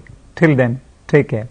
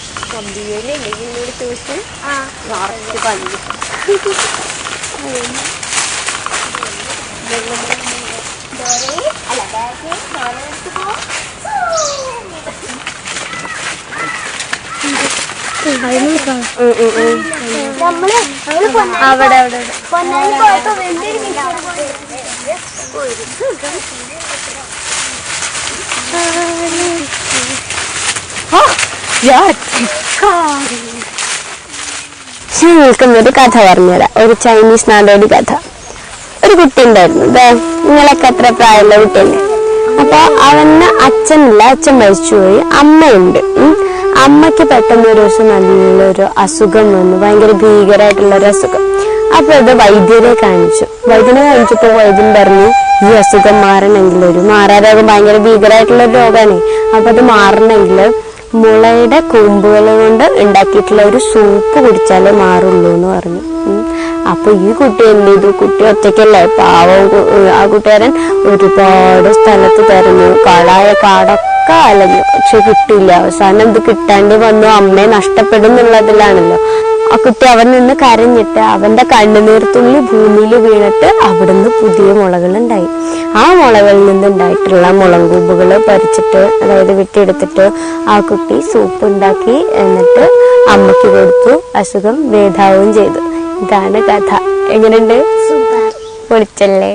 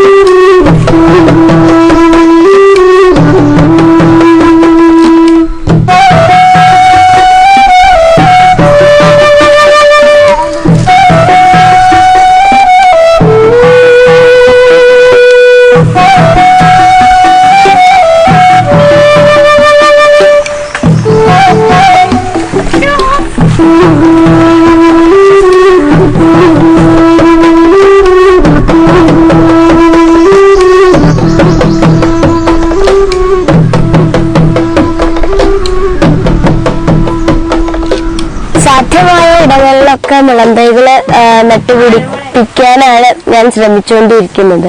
അതിലൂടെ ഞാൻ ഉദ്ദേശിക്കുന്നത് മുളയുടെ പ്രചരണമാണ്. അപ്പോൾ അതിന്റെ ഒരു തുടക്കമായിട്ട് ഞാൻ ആദ്യം ചെയ്തത് എന്താ വെച്ചാല്, 2017 എന്റെ പിറന്നാൾ മുതൽ 2018 എന്റെ പിറന്നാൾ വരെ, ജൂലൈ 27-ാം തീയതിയാണ് എന്റെ പിറന്നാള്. അപ്പോൾ 2017 മുതൽ 2018 ഒരു വർഷത്തിനിടയിൽ 1001 മുളന്തൈകള് വിവിധ ഇടങ്ങളിലായിട്ട് ഞാൻ നട്ടുപിടിപ്പിച്ചിട്ടുണ്ടായിരുന്നു. അതിന്റെ ഒരു തുടർച്ച എന്ന നിലയിലാണ് പുതിയൊരു പ്രോജക്റ്റ് ചെയ്തത്. അത് മുളപ്പച്ച എന്ന ഒരു പ്രൊജക്ട്. വീട്ടിലൊരു മുള, അതാണ് അതിന്റെ ഒരു കൺസെപ്റ്റ് എന്ന് പറയുന്നത്. ഒരു വീട്ടിലൊരു മുളയെങ്കിലും അറ്റ്ലീസ്റ്റ് ഉണ്ടാവണം എന്നുള്ളതാണ് അതിലൂടെ ആഗ്രഹിക്കുന്നത്.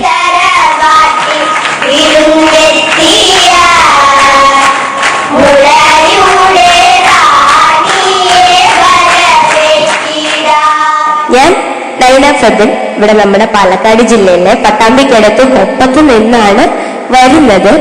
ഞാൻ ഇന്ന് എന്റെ ചില ചിന്തകളും ആശയങ്ങളും ഒക്കെ കൂട്ടുകാരുടെ അടുത്ത് പങ്കുവയ്ക്കാട്ടോ. അപ്പൊ എല്ലാവരും റെഡിയല്ലേ? കലകൾക്ക് ജാതിയും മതവും ഒന്നും ഇല്ല എന്നുള്ളൊരു സന്ദേശവുമായിട്ട് കേരളത്തിലുടനീളം ഇങ്ങനെ കൊട്ടിയും പാടിയും ആടിയും ഒക്കെ നടക്കലാണ് എന്റെ ഒരു പാഷൻ എന്ന് പറയുന്നത്.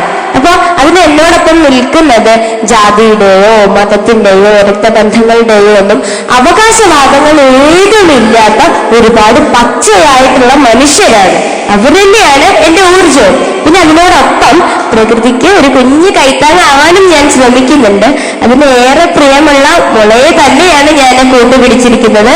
മുളയുടെ തോഴി എന്നറിയപ്പെടാനാണ് എനിക്ക് ആഗ്രഹം. കൂട്ടുകാർ എവിടെയല്ലേ ശ്രദ്ധിക്കുന്നത്?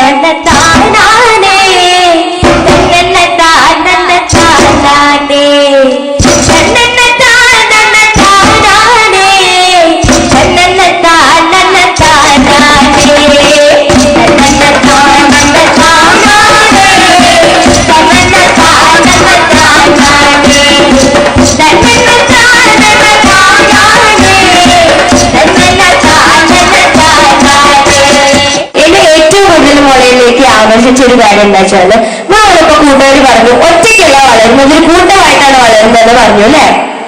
അതിൽ നിന്ന് നമ്മളൊരു പാഠം പഠിക്കണം. നമ്മൾ ഒരിക്കലും ഒറ്റയ്ക്ക് വളരുന്നില്ല, ഇതൊരു കൂട്ടായിട്ടാണ് വളരുന്നത്. അപ്പൊ അതുകൊണ്ട് നമ്മൾ പഠിക്കേണ്ടത് ഞാൻ എന്നുള്ള ചിന്തയിൽ നിന്ന് നമ്മൾ എന്ന ചിന്തയിലേക്ക് നമ്മൾ മാറണം.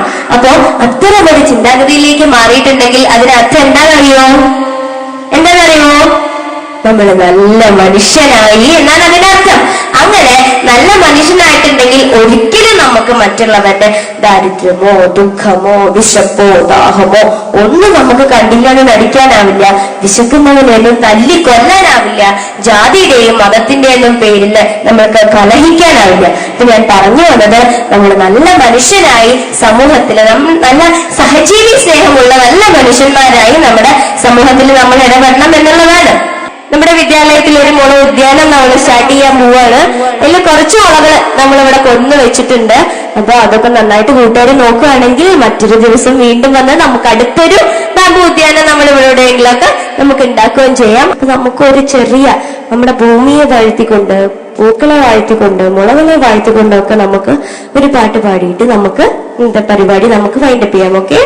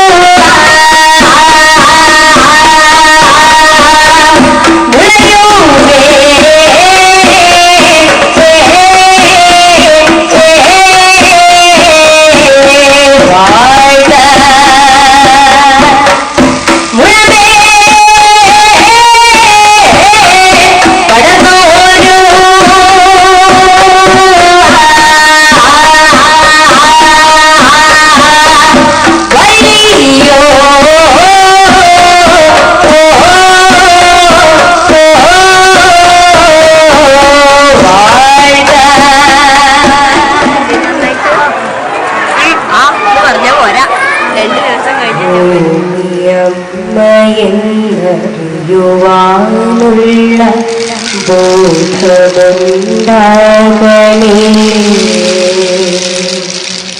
ജീവജാലങ്ങളാകെ ജന്മബന്ധുവായിടണേ. ജാതിഭേദങ്ങളെന്ന ശാപമോ ദൂരെ മറയണമേ. ലോകമുണ്ടെന്ന പാഠമെന്നുമെൻ മനസ്സിലെഴുതേണമേ. ഓരോ വിദ്യാലയങ്ങളിലും ഓരോ ബാംബു കോർണറുകൾ നമ്മൾ നിർമ്മിക്കുന്നുണ്ട്. അപ്പൊ അതിലൂടെ എന്താ വെച്ചാൽ പൊതുയിടങ്ങളൊക്കെ ഇല്ലാതായിക്കൊണ്ടിരിക്കുകയാണ്. അപ്പോ ഒരു ബാംബു കോർണർ ഓരോ വിദ്യാലയത്തിലും ഉണ്ടായിട്ടുണ്ടെങ്കിൽ അവിടുത്തെ കുഞ്ഞുങ്ങൾക്ക് അല്ലെങ്കിൽ അവിടുത്തെ കൂട്ടുകാർക്ക് അവരുടെ ആശയങ്ങൾ പങ്കുവെക്കുന്നതിന് വേണ്ടിയിട്ടും തല്ലുകൂടാനും ഒരുമിച്ചിരിക്കാനും പുസ്തകങ്ങൾ വായിക്കാനും ചർച്ചകൾ ചെയ്യാനും ഒക്കെ ഉള്ള ഒരു ഇടമായിട്ട് ഞാൻ കണക്കാക്കിക്കൊണ്ട് അതിലൂടെ തന്നെ എന്റെ മോളെ അവിടെയും ഓരോ വിദ്യാലയങ്ങളിലും എത്തിച്ചുകൊണ്ട് അങ്ങനെ ഓരോ പരിപാടികളും ചെയ്യുന്നുണ്ട്. നൈന സജൻ ഞങ്ങളുടെ കുട്ടി തന്നെയാണ്. വളരെ മാതൃകാപരമായിട്ടുള്ള പ്രവർത്തനങ്ങളാണ് ആ കുട്ടി ഇപ്പോൾ ചെയ്തുകൊണ്ടിരിക്കുന്നത്. മുള വർദ്ധിപ്പിക്കൽ ഒരു ജീവിത വ്രതമായിട്ടെടുക്കുന്നു എന്നുള്ള വലിയൊരു കാര്യമാണ്. നമുക്കറിയാം, മുള ഒരു വന്യ ജനുസാണ്. അതിനൊരു വളവും ആവശ്യമില്ല, രാസവളം ആവശ്യമില്ല, കീടനാശിനി ആവശ്യമില്ല. വളരെ വന്യമായിട്ട് ഏത് കാട്ടിലും അല്ലെങ്കിൽ ഏത് പ്രദേശത്തും പാറപ്പുറത്തും കൂടി ഉണ്ടാകാൻ പറ്റുന്ന അത്ര ശക്തമായിട്ടുള്ള ഒരു ജനുസാണ് ഈ മുള വർഗത്തിൽ പെട്ടത്. വെള്ളം വലിച്ചെടുക്കാനും വളരെ കുറച്ച് വെള്ളം അതിന് ആവശ്യമുള്ളൂ. അപ്പോൾ ആ രീതിയിൽ പ്രകൃതി സംരക്ഷണ സസ്യം കൂടിയാണ് എന്ന് വേണമെങ്കിൽ നമുക്ക് പറയാം. അടുത്ത കാലത്ത് വന്ന പ്രളയം വലിയൊരു ഭീഷണമായിട്ടുള്ള കാര്യമാണല്ലോ. മണ്ണ് ഒലിച്ചത് പോലും മണ്ണൊലിപ്പ് തടയാൻ പറ്റുന്ന വേരുകളാണ് ഈ മുളയുടെ നാരുവേര് പഠനം എന്നുള്ളത് നമുക്ക് അറിയാം. ഓക്സിജൻ ധാരാളം പുറത്തുവിടുന്ന, കാർബൺ ഡൈ ഓക്സൈഡ് ധാരാളം വലിച്ചെടുക്കുന്ന ഒരു ചെടിയാണ് മുള എന്ന് നമുക്ക് അറിയാം. മുളയുടെ ഒക്കെ തീരങ്ങളിൽ അല്ലെങ്കിൽ തോടിൻ്റെ തീരങ്ങളിൽ ഒക്കെ ഇത് വെച്ച് പിടിപ്പിക്കുകയാണെങ്കിൽ പുഴ സംരക്ഷണം എന്ന പ്രവർത്തനം കൂടി അതിൻ്റെ ഭാഗമായിട്ട് നടക്കും. കൊടുങ്കാറ്റ് പോലും മുളയുടെ ഒരു പ്രത്യേകത, ഇലാസ്റ്റിക്കാണ് മുളയുടെ ചെടി, മുളയുടെ തണ്ട് എന്നുള്ളത് നമുക്കറിയാം. അപ്പോൾ അതുകൊണ്ട് കൊടുങ്കാറ്റുകളെ പോലും ചെറുത്ത് നിൽക്കാൻ പറ്റുന്ന ഒരു രീതി മുള സസ്യത്തിന് നമ്മുടെ വളരെ വലിയൊരു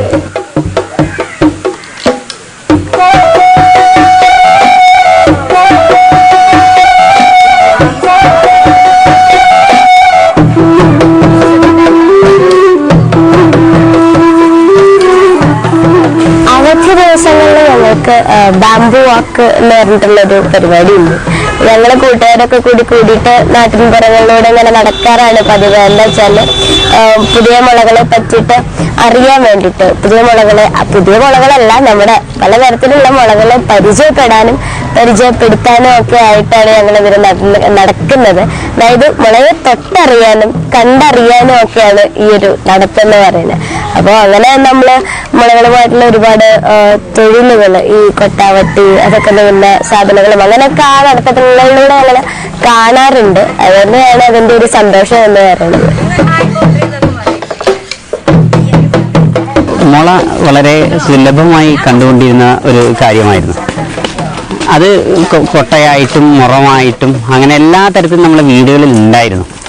പക്ഷെ ഇത് പിന്നീടൊക്കെ അപ്രത്യക്ഷമായി പോയി. ഇത് അപ്രത്യക്ഷമായി പോയതിൻ്റെ കൂടെ നമ്മൾ കാണേണ്ട ഒരു കാര്യം എന്താ വെച്ചാൽ, ഇതുമായിട്ട് ഉപജീവന മാർഗങ്ങൾ ചെയ്തിരുന്ന കുറേ കാര്യങ്ങളുണ്ടായിരുന്നു. അത് കൂട്ടം കൂടി ഇരിക്കുക, ആ ഒപ്പം തന്നെ ഇരുന്നിട്ട് കൊട്ട മുറമൊക്കെ നെയ്യുക, പാട്ടുപാടുന്ന അതേ സമയത്ത് തന്നെ മുള കൊണ്ടുള്ള സ്ഥലത്ത് ഇരുന്നിട്ട് ഭക്ഷണങ്ങളൊക്കെ ഉണ്ടാക്കുക. ഇങ്ങനെ ഒരു ദളിത് സമൂഹമായിരുന്നു ഇതെല്ലാം ചെയ്തു വന്നിരുന്നത്. അപ്പോൾ ഈ ദളിത് സമൂഹത്തെ നമ്മൾ എത്രത്തോളം മാറ്റി നിർത്തപ്പെടാൻ ശ്രമിച്ചുവോ അതേപോലെ തന്നെ ഇതും മുളയും മാറ്റി നിർത്തപ്പെട്ടു എന്നുള്ളതാണ് നമ്മളെ പരിഷ്കൃത സമൂഹം ചെയ്ത ഏറ്റവും വലിയ മണ്ടത്തരം. ചെമ്പകപ്പൂമേനിയാണ് ചന്ദനത്തളിലോ ചന്ദ്രോദയത്തിന്റെ കാന്തിയാണ് അവൾ ചാരുത്ത താരുണ്യ രാഗമാണ്. ചെമ്പകപ്പൂമേനിയാണ് ചന്ദനത്തളിലോ ചന്ദ്രോദയത്തിന്റെ കാന്തിയാണ് അവൾ ചാരുത്ത താരുണ്യ രാഗമാണ്. അന്നൊരു നാളിൽ Happy birthday to you, happy birthday to you, happy birthday to you. ചെറുപ്പം തൊട്ട് തന്നെ പാട്ട്, ഡാൻസ്, കൊട്ട് എന്ന് പറഞ്ഞിട്ട് ഞാൻ അവരുടെ കൂടെ, അതായത് ഈ പാട്ടിന്റെ ഡാൻസിന്റെയും കൊട്ടിന്റെ ഒക്കെ കൂടെ ഞാൻ ചെറുപ്പം മുതലേ നടക്കുന്നുണ്ട്. എനിക്ക് അതിനോട് ഭയങ്കരമായിട്ട് ഇഷ്ടമുണ്ട്. അതിനോടൊപ്പം തന്നെ ആ ഒരു വഴിയിലാണ് എനിക്ക് എന്താ പറയുക, അതുമായിട്ട് നടക്കുന്ന ഈ ടൈമിലൊക്കെ തന്നെയാണ് എനിക്ക് മുളകളോടും ഈ താല്പര്യം തോന്നുന്നത്. അപ്പം മുള സംരക്ഷണത്തിനായിട്ട് പിന്നെ ഞാൻ അതിനെയും ഈ പാട്ടിനെയും ഡാൻസിനെയും കൊട്ടിനെയും ഒക്കെ ഞാൻ കൂടെ കൂട്ടാൻ തുടങ്ങി. എന്താ വെച്ചാല് ഇപ്പൊ ഒച്ചാദ ബാംബു സീൽസ് എന്ന് പറഞ്ഞിട്ടുള്ള ഒരു മ്യൂസിക് ബാൻഡ് ഉണ്ട് എനിക്ക് തന്നെ. അപ്പൊ അത് എന്തുകൊണ്ടാണ് ഞാൻ മുള സംരക്ഷണത്തിനായിട്ട് ബാംബു മ്യൂസിക്കും അതുപോലെ തന്നെ നാടൻ പാട്ടുകളും ഉപയോഗിക്കാൻ കാരണം വെച്ചാല്, നമ്മൾ വെറുതെ നിന്ന് അവിടെ ചെന്നിട്ട് ഞാൻ ഇതാണ് പറയാന് നമ്മളിങ്ങനെ മനസ്സിലാക്കണമെന്നും പറഞ്ഞ ആളുകൾ അത് ഏറ്റെടുക്കില്ല, ഉൾക്കൊള്ളില്ല. പക്ഷെ മറിച്ച് നമ്മളൊരു പാട്ട് പാടുകയാണെങ്കിൽ അല്ലെങ്കിൽ രണ്ട് സാധനങ്ങൾ നമ്മൾ മുള വെച്ചിട്ടുള്ള ഇൻസ്ട്രുമെന്റ്സിൽ ചെയ്യുകയാണെങ്കിൽ ആളുകൾ ഇത് കേൾക്കും. അപ്പൊ അതിലൂടെ എനിക്ക് നൈസായിട്ട് എന്താണ് ഞാൻ പറയാൻ ഉദ്ദേശിക്കുന്നതെന്ന് ആളുകളിലേക്ക് എത്തിക്കാൻ എനിക്ക് സാധിക്കും. അപ്പൊ ആ ഒരു ഇതിലാണ് ഞാൻ അത് യൂസ് ചെയ്യുന്നത്. അപ്പൊ മുള പ്രകൃതിയും ജീവതാളവും എന്നുള്ളൊരു കൺസെപ്റ്റാണ് ഞാൻ മനസ്സിൽ വെച്ചിട്ടുള്ളത്. അതാണ് ഞാൻ ആളുകളിലേക്ക് എത്തിക്കുന്നത്.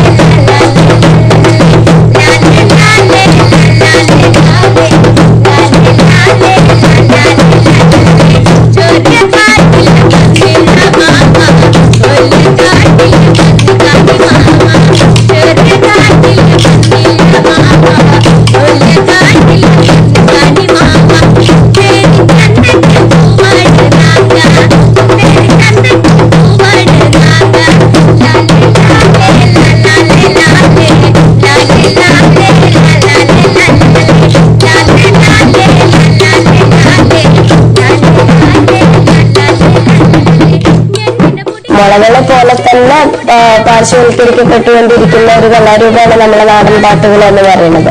അപ്പൊ ഫോക്ക് കൾച്ചർ ഇല്ലാതായിക്കൊണ്ടിരിക്കുകയാണ്. അപ്പൊ ഈ മുളയുടെ കൂടെ തന്നെ ഈ നാടൻ പാട്ടുകളും കൂടി ഞാൻ ഇതിനോട് ആഡ് ചെയ്യുമ്പോൾ അതും നമുക്ക് ആളുകളിലേക്ക് എത്തിക്കാൻ സാധിക്കും. പോയിക്കൊണ്ടിരിക്കുന്ന ഈ നാടൻ പാട്ടുകളെ നമുക്ക് ആളുകളിലേക്ക് അതിന്റെ ഇമ്പോർട്ടൻസ് എന്തായിരുന്നു എന്നുള്ളത് നമുക്ക് എത്തിക്കാൻ സാധിക്കും. അപ്പൊ രണ്ടും കൂടി ക്ലബ് ചെയ്തിട്ട് ഞാൻ ആളുകളിലേക്ക് എത്തിക്കാൻ ശ്രമിക്കുകയാണ് ഞാൻ ഈ ബാമ്പു മ്യൂസിക്കിലൂടെയും നാടൻ പാട്ടുകളിലൂടെയും.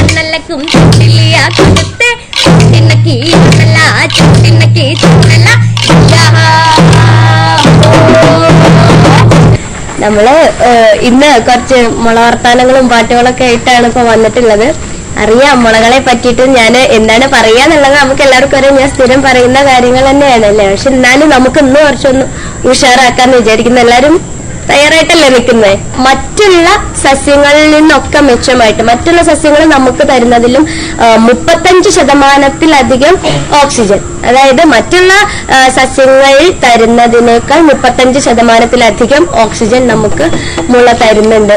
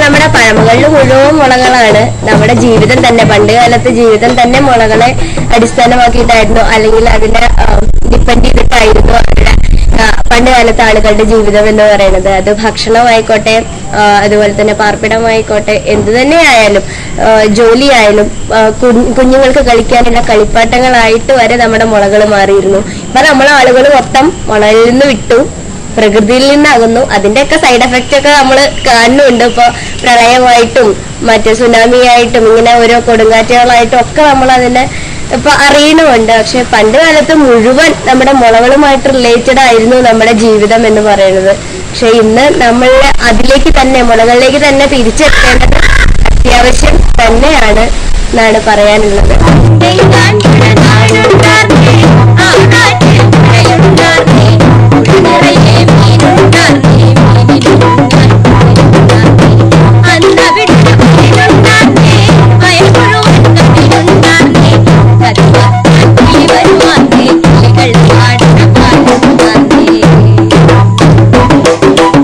ഭാഗങ്ങളിലൊക്കെ ചെറുപ്പങ്ങളിലൊക്കെ ഞങ്ങളൊക്കെ ചെറുപ്പങ്ങളിൽ വ്യാപകമായിട്ട് മുളങ്കൂട്ടങ്ങൾ പടർന്നു പന്തലിച്ച് നിൽക്കുന്നുണ്ട്.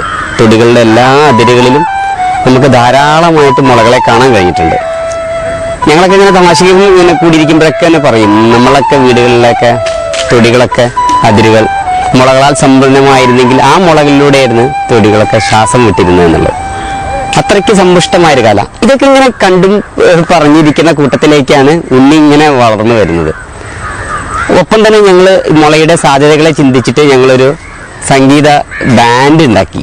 അങ്ങനൊരു എത്രത്തോളം മുളയെ സംഗീതാത്മകമായിട്ട് ചിന്തിക്കാം എന്നുള്ളതിനെ അടിസ്ഥാനപ്പെടുത്തിയിട്ടാണ് ഞങ്ങൾ അങ്ങനെ ഒരു മ്യൂസിക് ട്രൂപ്പ് ഉണ്ടാക്കിയത്, ഒച്ച എന്ന് പറഞ്ഞിട്ട്. അപ്പൊ ആ സമയത്തൊക്കെ ഉണ്ണി ചെറിയ കുട്ടിയാ. അപ്പൊ അവള് ഇതെന്താണ് ഏതാന്ന് അവള് ഒരു തരത്തിലും സ്വൈര്യം തരാതെ ചോദ്യങ്ങൾ ചോദിക്കാൻ തുടങ്ങി. ഇത് ഏത് മുളയെന്ന് എടുക്കുക, അത് ഏത് സമയത്ത് വെട്ടാം, എങ്ങനെ വെട്ടാം ഒക്കെ. അപ്പൊ പിന്നെ ഞങ്ങൾ മുള വെട്ടാൻ പോകുമ്പോൾ, മുള കാണിക്കാൻ പോകുമ്പോഴൊക്കെ ഇവളെ കൂട്ടാൻ തുടങ്ങി. പിന്നീട് ഞങ്ങളെക്കാൾ കൂടുതൽ താല്പര്യം ഇവൾക്ക് മുള കാണേണ്ടി വരാൻ തുടങ്ങുന്നതോടുകൂടി ഇവളായി പിന്നെ മുളയെ പറ്റിയുള്ള അന്വേഷണങ്ങൾ. അങ്ങനെ അവളുടെ താല്പര്യത്തിന് വേണ്ടി പിന്നീട് ഞങ്ങൾ ജീവിക്കുക എന്നുള്ള അവസ്ഥയിലേക്കാണ് ഇപ്പൊ വരുന്നത്. ഇപ്പൊ അവൾക്ക് എല്ലാം കിട്ടുന്നു. ഞങ്ങളെ ബാൻഡിന്റെ എല്ലാ തരത്തിലുള്ള പരിപാടികളും അവൾ അതിൽ കിട്ടുന്ന എല്ലാ വരുമാനങ്ങളും അവൾ അവളുടെ മുളയ്ക്ക് വേണ്ടി മാത്രം മാറ്റി വയ്ക്കുകയാണ്. അങ്ങനെ ഒരു ആശയം കൂടി അവളാണ് ഞങ്ങളിലേക്ക് തരുന്നത്. കാട്ടില് മുള കൂട്ടമായി നിൽക്കുന്ന സമയത്ത് വ്യത്യസ്തമായിട്ടുള്ള മുളകൾ കൂടി ഉരസുമ്പോൾ ഉണ്ടാകുന്ന ഭംഗിയുള്ള ശബ്ദങ്ങളുണ്ടായിരുന്നു. ചില മുളയ്ക്ക് വണ്ടുകൾ വന്നിട്ട് ചില സ്ഥലത്തൊക്കെ ഹോളുകളിടും. ഈ ഹോളുകൾ ഇടുന്ന അവിടെ വ്യത്യസ്തമായിട്ട് കാറ്റ് വരുന്ന സമയത്ത് ശബ്ദത്തിന് മാറ്റം വരുന്നുണ്ട്. ഈ മുളയുടെ ഹോളിൽ കൂടെ വെള്ളം ഇറങ്ങി കഴിഞ്ഞിട്ടുണ്ടെങ്കിൽ താളത്തിന് മാറ്റം വരും. അപ്പോൾ അത് വേറൊരു ശബ്ദം ഉണ്ടാകുന്നു. ഞങ്ങൾ മുള മുറിക്കുമ്പോൾ കനമുള്ള കത്തി കൊണ്ട് കട്ട് ചെയ്യുമ്പോൾ മുളയ്ക്ക് വേറെ ശബ്ദം ഉണ്ടാകും. ചെറിയ കത്തി കൊണ്ട് അത് ഉപയോഗിക്കുമ്പോൾ ചെറിയ ശബ്ദങ്ങളുണ്ടാകും. മുറിക്കുന്ന സമയത്ത് ഉണ്ടായിട്ടുള്ള ശബ്ദങ്ങൾ ഇതിന് ബേസായിട്ട് ഞങ്ങൾ കണ്ടിട്ടുണ്ട്. അപ്പോൾ അതുപോലെ തന്നെ ഇത് രണ്ടും കൂട്ടി സമന്വയിച്ചിട്ട് ഞാൻ തന്നെ കുറേ വാദ്യങ്ങൾ ഉണ്ടാക്കിയിട്ടുണ്ട് മുള കൊണ്ട്. അതിൻ്റെ ശബ്ദങ്ങൾ ക്രമീകരിച്ച് കൊണ്ടുവന്നിട്ടാണ് ഇപ്പോൾ ഞങ്ങൾ ഇവിടെ ഒരു ബാമ്പു ഓർക്കസ്ട്ര തന്നെ ഉണ്ടാക്കിയിട്ടുണ്ട്. ഇപ്പോൾ ഒരു മുള ചെറിയൊരു മുള കുറ്റിയിൽ കുറച്ച് ആണികൾ സിക്സാഗായിട്ട് അടിച്ചിട്ട് അതിൽ കുറച്ച് നവധാന്യങ്ങളൊക്കെ ഇട്ട് കഴിഞ്ഞിട്ടുണ്ടെങ്കിൽ തിരിച്ച് മറിച്ച് പിടിക്കുകയാണെങ്കിൽ ശരിക്കും നല്ല മഴ പെയ്യുന്ന ശബ്ദം ഉണ്ടാവും. ഇതിന് ഞങ്ങൾ തന്നെ പേരിട്ടു മഴമൂളി. എങ്ങനെയാണോ ഉപയോഗിക്കുന്നത് അതിൻ്റെ ശബ്ദവും ഉപയോഗിക്കുന്ന രീതിയൊക്കെ കണ്ടിട്ട് അതിന് ഞങ്ങൾ തന്നത്തെ പേരുകളൊക്കെയാണ് ഇത് ഞങ്ങൾ ഇതിലിപ്പോൾ കൊണ്ടുവരുന്നിട്ടുള്ളത്.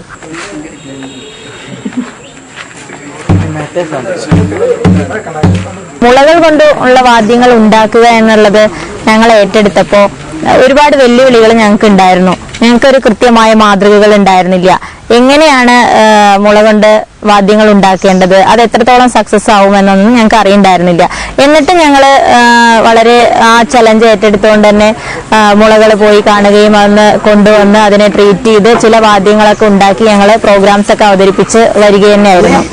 ഇപ്പൊ ഞങ്ങൾ അത്യാവശ്യം കുറച്ച് ഉപകരണങ്ങളൊക്കെ വെച്ച് അവള് ചെല്ലുന്ന ഇടങ്ങളിലൊക്കെ ഈ വാദ്യങ്ങളെ കൂടി പരിചയപ്പെടുത്തി ഇങ്ങനെയും ഒരു സംഗീതത്തിന്റെ ആസ്പെക്ട് കൂടി മുളയ്ക്കുണ്ട് എന്ന ആളുകളെ ബോധിപ്പിക്കുകയും മുളയുടെ പ്രചരണം ശക്തമാക്കുകയും ചെയ്തത്. തിനന്താരേ തന്നപ്പന്താരേ തെയ്താ തിനന്താരേ തിനന്താരേ തന്നപ്പന്താരേ തെയ്താ തുടിയും തുടിക്കോലും നടരങ്ങമേ തെയ്താ തുടിയും തുടിക്കോലും നടരങ്ങമേ തെയ്താ പറയും പാറക്കോലും നടരങ്ങമേ തെയ്താ പറയും പാറക്കോലും നടരങ്ങമേ തെയ്താ അങ്ങനെ വന്നൊരു ചൊഴികളാണോ പണ്ടരച്ചൊഴി പടച്ചൊഴുള്ള അങ്ങനെ വന്നൊരു ചൊഴികളാണോ പണ്ടരച്ചൊഴി പടച്ചൊഴുള്ള സ്ഥാനമില്ല പിന്നെ ധർമ്മമില്ല അങ്ങനെ പാടി നടക്കണ ചൊഴികള് സ്ഥാനമില്ല പിന്നെ ധർമ്മമില്ല അങ്ങനെ പാടി നടക്കണ ചൊഴികള്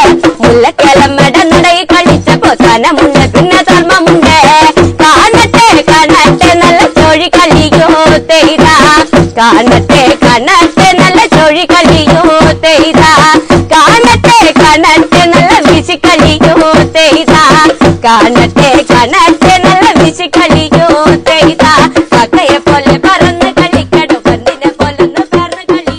മോഹിനിയാട്ടം എന്നുള്ളത് കേരളത്തിന്റെ തനത് നൃത്തരൂപമാണ്. വളരെ രസപ്രധാനമായതാണ്. ഇതേപോലെ തന്നെ സസ്യങ്ങളിലെ ലാസ്യ ഗുണമുള്ള ലാസ്യരസപ്രധാനമായി നൃത്തം വയ്ക്കുന്ന ഒരു സസ്യമാണ് മുള എന്ന് പറയാം. കാരണം മുള വളരെ ചായലും ചിരിയലും കുനിയലിലും ഒക്കെ അതേ സ്വഭാവം കാണിക്കുന്നുണ്ട്. അത്ര ലാസ്യമാണ് മുള. ഇങ്ങനെയൊക്കെയാണ് നമ്മളുടെ നാട്യരൂപങ്ങളിൽ പ്രകൃതിയെ എത്രമേൽ ഇടപെട്ടിരിക്കുന്നു എന്നൊക്കെ ഇത്തരം കലാരൂപങ്ങളെ സൂക്ഷ്മമായിട്ട് ശ്രദ്ധിച്ചാൽ മനസ്സിലാക്കും. മുളയുടെ താളവും മോഹിനിയാട്ടത്തിന്റെ ചുവടുകളും ഒരേപോലെയാണെന്ന് വളരെയധികം സൂക്ഷ്മമായിട്ട് ശ്രദ്ധിച്ചാൽ നമുക്ക് മനസ്സിലാവും. ഞാൻ ആദിത്യനൃത്ത കാൽപ്പാടുകൾ എന്ന് പറയുന്ന ഒരു പുസ്തകം എഴുതിയിട്ടുണ്ടായിരുന്നു. അത് നാടൻ കലാപഠനങ്ങളാണ്. ഇപ്പൊ ഞാൻ മറ്റൊരു പുസ്തകത്തിന്റെ പണിപ്പുരയിലാണ്. എന്താ വെച്ചാല് മുളകള് നമ്മുടെ സംസ്കാരം തന്നെ ആയിരുന്നു. നമുക്കൊന്ന് പഴമകളിലേക്ക് തിരിഞ്ഞൊക്കെ നമുക്ക് മനസ്സിലാക്കാൻ പറ്റും. കൊട്ടയായും ഭക്തിയായും ആഘോഷങ്ങളായും അനുഷ്ഠാനങ്ങളായും ആചാരങ്ങളായും എല്ലാം മുളകളായിരുന്നു. അതുപോലെ തന്നെ ഒരുപാട് മുളം പാട്ടുകൾ ഉണ്ടായിരുന്നു, മുള കഥകൾ ഉണ്ടായിരുന്നു, അറിവുകൾ ഉണ്ടായിരുന്നു. പക്ഷെ ഇന്ന് അതെല്ലാം നഷ്ടമായിക്കൊണ്ടിരിക്കുകയാണ്. അപ്പൊ അത്തരം മുള അറിവുകളും മുളം പാട്ടുകളും മുളം കഥകളും ആ സംസ്കാരത്തെ തന്നെ നമുക്ക് തിരിച്ചു കൊണ്ടുവരാൻ തക്ക തരത്തിലുള്ള ഒരു പുസ്തകത്തിന്റെ പണിപ്പുരയിലാണ്.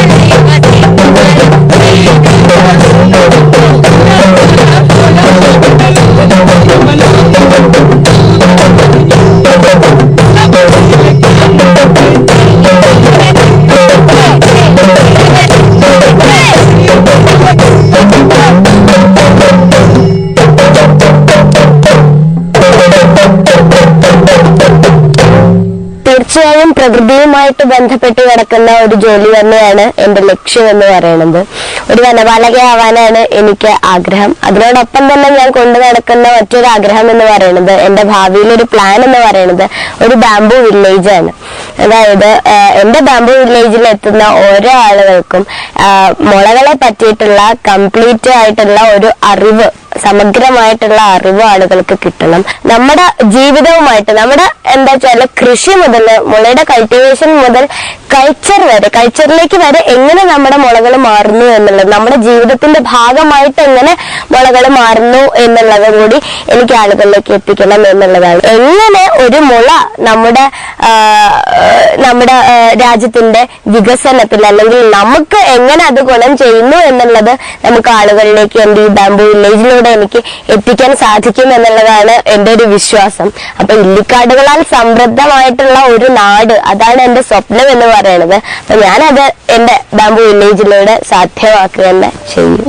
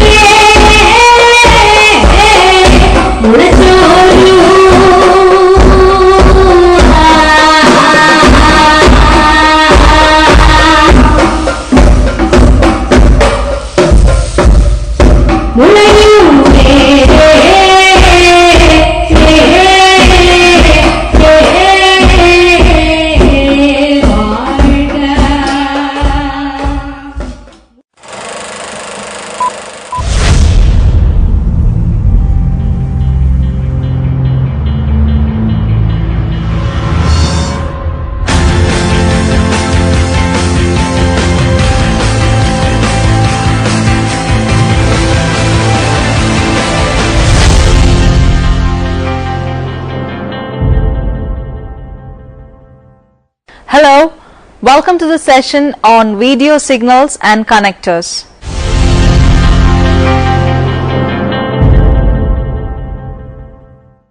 Although there are many variations and implementation techniques, video signals are just a way of transferring visual information from one point to another. The information may be from a VCR, DVD player, a channel on the local broadcast, cable television or satellite system, the internet, or one of the many sources. Invariably, the video information must be transferred from one device to another. It could be from a satellite set-top box or DVD player to a television. Or it could be from one chip to another inside the satellite set-top box or television. Although it seems simple, there are many different requirements and therefore many different ways of doing it.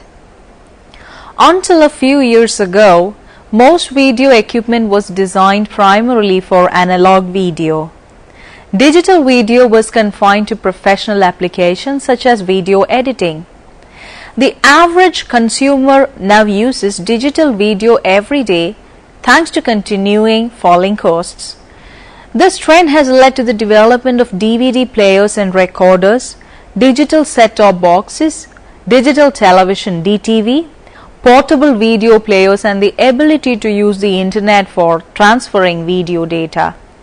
With the development of improved technologies and video equipments in the last few years, there has been a confusing expansion in the variety of video formats we are likely to come across, especially with DVD players, camcorders, laser disc players, and so on. Here is a rundown on the common video signals, formats and connectors, what they are used for and how they relate to each other. Video signals. When you capture an output, the type of video signal you use to connect your equipment is a critical factor that goes into determining the quality of your video.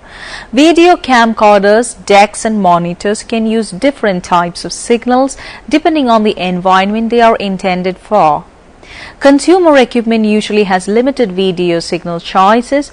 Professional equipment gives you the greatest range of options. Here are the most common video signals used on today's video devices. Composite video. Initially, video contained only grayscale information, that is, black and white. While color broadcasts were being developed, attempts were made to transmit color video using analog RGB, red, green, blue data. However, this technique occupied 3x more bandwidth than the current grayscale solution, so alternate methods were developed that led to the using YRY and GY data to represent color information. A technique was then developed to transmit this YRY and GY information using one signal instead of 3 separate signals and in the same bandwidth as the original grayscale video signal.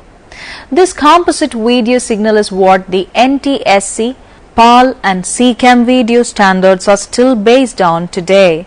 As the name suggests, composite video is composed of everything required to make up a video. It has the basic black and white picture information, luminance or luma, along with the color information, chrominance or chroma, as well as the timing information, sync. It is the most basic and simplest form of video signal. Composite is the lowest common denominator of video signals. A composite signal runs all color and brightness information on a single cable, resulting in lower quality video compared to the quality of other formats. Nearly all video devices have a composite input and output. This format uses a single RCA or BNC connector. In professional editing environments, composite video signals are most commonly used for troubleshooting, for menu outputs and for low-quality preview monitoring. For consumer and home use, composite signals are often used to connect VCRs or DVD players to televisions. A TV or projector needs to separate the various bits of picture information, luma, chroma and sync in order to recreate the picture, and this is a problem with composite video. It is impossible to separate all the information back to the original quality once it has been mixed together in the one cable. This means the picture is not as crisp and the colors not as defined as they could be. S-video, short for super video, a technology for transmitting video signals over a cable by dividing the video information into two separate signals, one for color called chrominance and the other for brightness called luminance.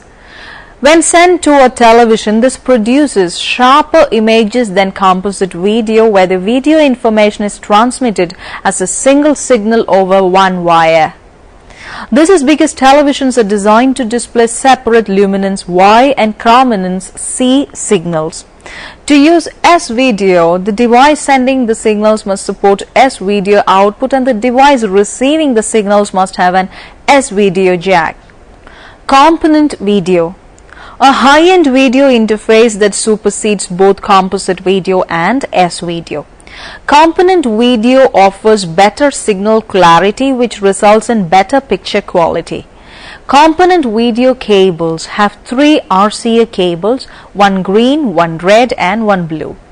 Component video is an analog format that carries visual data only, meaning audio cables are still required. Professional video equipment such as Betacam SP DeX has component YUV video inputs and outputs. Component YUV separates color and brightness information into 3 signals, which keeps the color quality more accurate than that of other systems. Component YUV is as good as analog video gets. High-end consumer devices such as DVD players and televisions have increasingly begun to support component YUV. Another form of component video, component RGB, is not as widespread on professional equipment as component YUV. SCART. The popular SCART interface includes 3 separate RGB channels together with composite and stereo sound signals, with the connected devices choosing the most appropriate video connection. A SCART connector has multiple pins that run composite, component RGB and stereo audio in one bundle.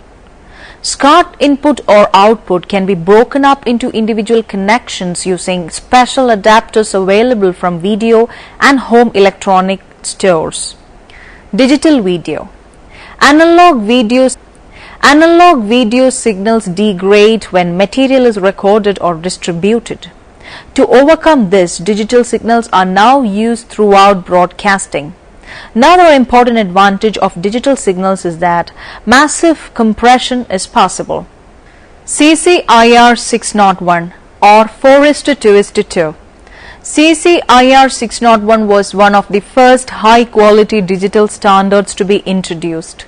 It is also known as 4:2:2 or YCRCB. It comprises luminance Y and 2 chrominance components CR and CB, but as it requires a wide bandwidth for transmission, around 166 megabit per second, it is rarely found outside broadcast studio environments. 4:2:0. To reduce the required bandwidth and thus cost, other formats were developed including 4:2:0. This has the same picture rate and luminance resolution as 4:2:2, but a reduced color resolution which is imperceptible to human eyes, as the human eye is much more sensitive to the luminance signal than to chrominance signal. It is important as it forms the basis for MPEG-2, a video compression standard form of coding used extensively for distributing digital television including Sky and Freeview. SIF and CIF. For less demanding applications, SIF, Source Intermediate Format, was introduced. This has reduced frame rate and chrominance resolutions. An even lower quality format, CIF, Common Intermediate Format, which is a cross between the US and UK SIF formats, is used in video conferencing. Other formats found in video conferencing include the quarter QCIF, 4:CIF and 16 CIF for still images. QCIF has the lowest resolution and frame rate and is the baseline format used within IP and ISDN conferencing for compatibility. A big advantage of CIF and its derivatives is that they are independent of origination television standards, PAL, NTSC, etc. Video formats. Unlike digital cameras which record images in a single file format, JPEG, digital camcorders record video in a number of different file formats. Understanding these various formats is very important because they impact how easy the video is to work with on a computer, how large the files will be, and the quality of video they record. DV. DV is a format for storing digital video. It was launched in 1995 with joint efforts of leading producers of video camera recorders. The original DV specification, known as Blue Look, was standardized within the IEC 61834 family of standards. These standards define common features such as physical video cassettes, recording modulation method, magnetization, and basic system data in Part 1. Part 2 describes the specifics of 525 to 60 and 625 to 50 systems. The IEC standards are available as publications sold by IEC and ANSI. In 2003, DV was joined by a successor format HDV, which used the same tape format with a different video codec. Some cameras at the time had the ability to switch between DV and HDV recording modes. All tape-based video formats are increasingly obsolete as tapeless HD cameras recording on memory cards, hard disk drives, and optical discs have become the norm, although the DV encoding standard is sometimes still used in tapeless cameras. HD. HD video is a format for recording of high-definition video on DV cassette tape. The format was originally developed by JVC and supported by Sony, Canon, and Sharp. The four companies formed the HDV consortium in September 2003. Conceived as an affordable high-definition format for digital camcorders, HDV quickly caught on with many amateur and professional videographers due to its low cost, portability, and image quality acceptable for many professional productions. HDV and HDV logo are trademarks of JVC and Sony. MPEG-2. Many standard definition camcorders record in MPEG-2. It's also used in high definition camcorders, although not as often. It is a very high quality digital format, the same used in the DVD movies produced by Hollywood studios.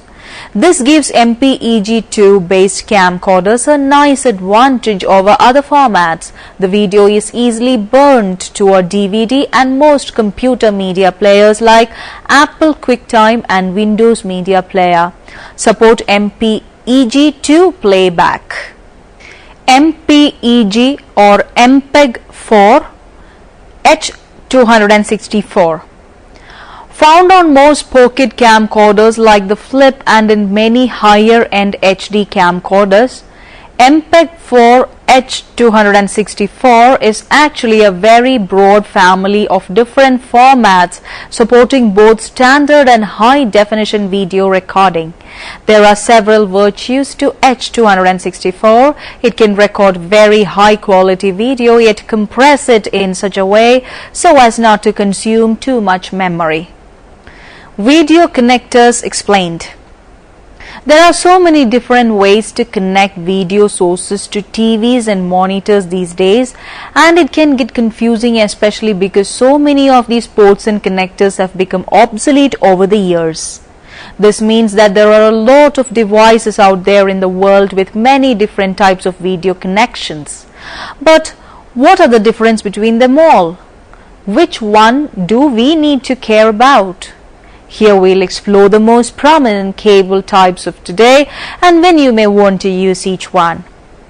VGA, The Video Graphics Array VGA is one of the oldest connection standards which can still be found in large swaths of computing equipment. It was first developed by IBM and introduced in 1987. It was used widely for video cards, TV sets, computer monitors and laptops. VGA can support resolutions up to 640 × 480 in 16 colors, although you can increase the colors to 256 by lowering the resolution to 320 × 200. The VGA cable can carry RGB/HV video signals, red, green, blue, horizontal sync and vertical sync. The VGA socket is made up of 15 pins in 3 rows of 5 pins and typically colored blue. The cable socket is securely attached to the device using 2 screws, one on each side of the socket. It is rarely used today and is mostly found on older hardware, having been largely replaced by the digital DVI and HDMI connections, which we will discuss later. DVI.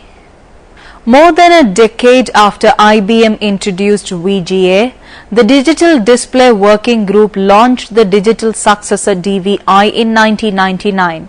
DVI, which stands for Digital Visual Interface, can transmit uncompressed digital video in one of 3 different modes. DVI-1 Integrated combines digital and analog in the same connector. DVI-D Digital supports digital signals only. DVI-A Analog supports analog only.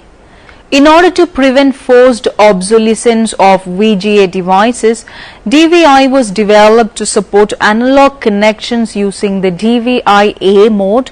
This meant that DVI connections and devices could be backwards compatible with VGA connections. Mini DVI. Apple is famous for always trying to make their devices thinner and lighter.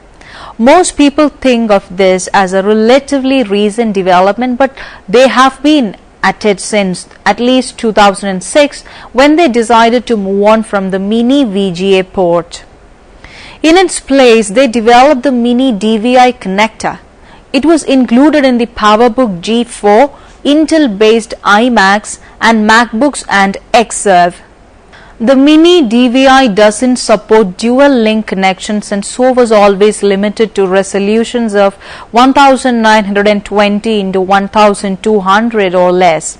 This, in conjunction with advancing technology, led Apple to discontinue the use of mini DVI in 2008 and replace it with mini DisplayPort connections instead. HDMI. HDMI or High Definition Media Input is a proprietary but wildly successful digital audio and video transfer interface. HDMI was created by a group of electronics manufacturers including Sony, Sanyo and Toshiba to transfer video uncompressed and audio either uncompressed or 8-channel compressed to computer monitors, digital TVs and DVD or Blu-ray players. As of HDMI 1.4, it can support 24-bit uncompressed audio at 192 kHz and video resolutions up to 4096 × 2160, which is also known as 4K or Ultra HD. As HDMI uses the same video format standards as DVI, the two are compatible through an adapter. As no signal conversion is necessary, there is no loss of quality either. There are 3 commonly used HDMI connectors. Type A is the full-sized HDMI connection for use on TVs and home theater equipment. Mini HDMI Type C is commonly used on laptops and tablets, while Micro HDMI Type D is mostly used on mobile devices. DisplayPort. DisplayPort is a digital display interface developed by the Video Electronic Standards Association (VESA). DisplayPort can carry digital video and audio, making it functionally similar to HDMI. However, HDMI and DisplayPort were designed for different markets. While HDMI was made in computing devices to monitors. Due to their similar functionality, it is possible to connect DisplayPort and HDMI devices together using a dual-mode DisplayPort adapter. DisplayPort operates using packet data transmission, which is commonly used in Ethernet and USB connections, and that's what makes it ideal for use in computing as opposed to home entertainment. Thunderbolt. Thunderbolt is an interface used to connect peripheral devices to a computer.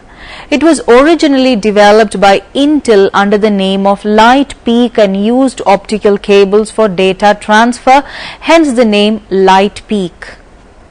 After extensive testing, Intel found they could make it cheaper with copper cables without impacting performance.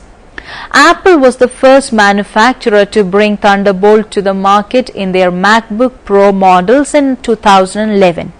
When Thunderbolt debuted, it was able to use the MDP connector that Apple had created, meaning the new connection would be backwards compatible. One of the biggest advantages of Thunderbolt over DisplayPort is the high speed of data transfer. Let us summarize what we have discussed so far. Video signals are separated into several channels for recording and transmission. There are several methods for color channel separation depending on the video format and other factors. This session serves as an introduction to video signals, various formats and connectors. The first part deals with common video signals used on today's video devices.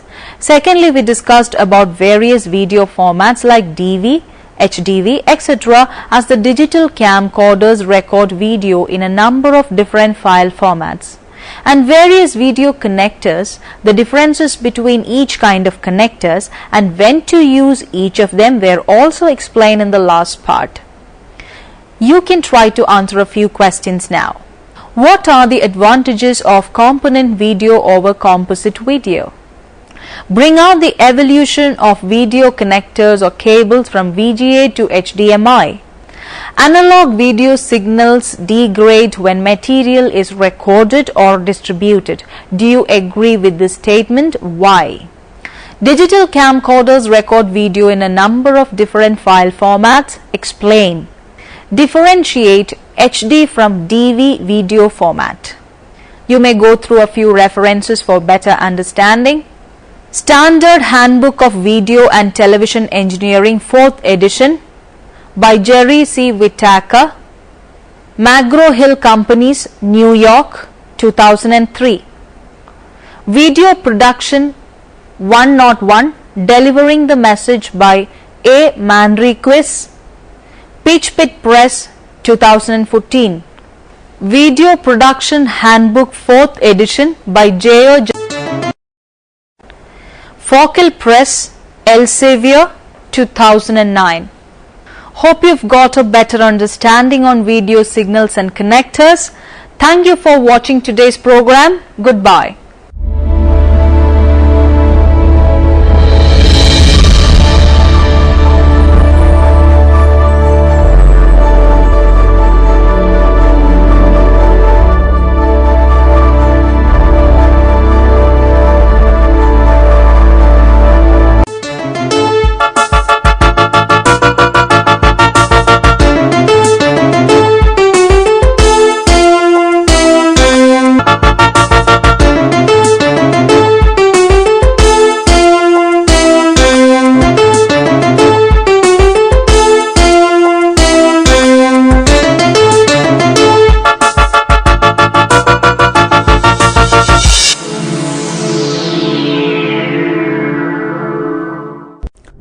Welcome to the interface program. Today we have Professor Yagin Thomas, Professor of Statistics, University of Kerala. Welcome, sir. Thank you, Professor Manoharan. Sir, in your opinion, what is the value of statistics as of now? It is everybody's knowledge that statistics is a important branch of science. All of you know that statistics helps us to draw so many conclusions which are useful for the society. All of you know that cigarette smoking causes injury to the health. And when I was a college student, everybody believed that cigarette smoking is an aristocratic symbol. A teacher who smokes cigarette will be respected among the students. Even girlfriends appreciate boyfriends who are smokers. But nowadays the whole scenario has been reverted. Every girlfriend hate boyfriends smoking. Teachers smoking are hated by students. How this was happened? Actually, cigarette smoking is injurious to health is a statistics based discovery. We think of or we have heard about so many discoveries in science, like invention of penicillin and invention of steam engine and invention of vaccination, etc., etc., etc. Likewise, this statement, scientific statement, is a discovery based on statistical research. The value of this discovery is noticed not much in the society. It is actually relieved by propagating such an information to the entire society, because on hearing this, people believe that what is said is correct and they are keeping away from cigarette smoking. What happens further is that is saving of governments from entire nations of the universe over years, and that actually relieved them from heavy burden of disease caused by cigarette smoking. Similarly, we can tell so many discoveries. The discoveries are not actually appreciated among other people, because these are discoveries made up of very simple techniques, and we don't require so many sophisticated laboratories, and just based on the data we actually arrive at such conclusions. Another discovery is consumption of 76 milligram of aspirin a day reduces the heart disease. Similarly, another discovery is second born child is more intelligent than first born child. Another similar discovery is that people who remain unmarried die 10 years earlier than normal people. So likewise, you can have so many discoveries in health sciences, in social sciences, in exact sciences like botany, zoology, etc., etc. And without a statistical guidance, you cannot do anything nowadays in other sciences. So the relevance of statistics is very much in the modern perspective. Had statistics not been grown and propagated and used by the society, we would not have actually attained this much of comfort. So statistics helped for the welfare of the modern human being. So this is my opinion. Okay, sir. As you said, statistics are everywhere. They shape the understanding of ourselves, everything around us. So, in your opinion, what is the contribution of Indians in statistics? Indians actually have a lion's share in the important discoveries in statistics. Some of the discoveries which are very prominent, I may state like this: Mahalanobis distance. Actually, this distance function was an invention which helped to categorize so many units or so many newly obtained samples to belong to which type of category and so on. And our famous Indian statistician Mahalanobis discovered this. And another Rao-Blackwell theorem is a discovery made by our Indian statistician who is living today, and Rao is known as a household name among all students and professionals working in statistics. So that Rao-Blackwell theorem is an important discovery which helps us to solve a key problem, to obtain best estimates of the unknown parameters of the population. Similarly, Rao-Blackwell theorem and similar to that is another Kramer-Rao bound, and so many such things were actually invented by Professor C.R. Rao. Lowry systematic sampling is another discovery made by a Indian statistician, which is helpful when the sample number to be selected is not a multiple of the population units. Similarly, Desraj estimator is another discovery made by an Indian statistician.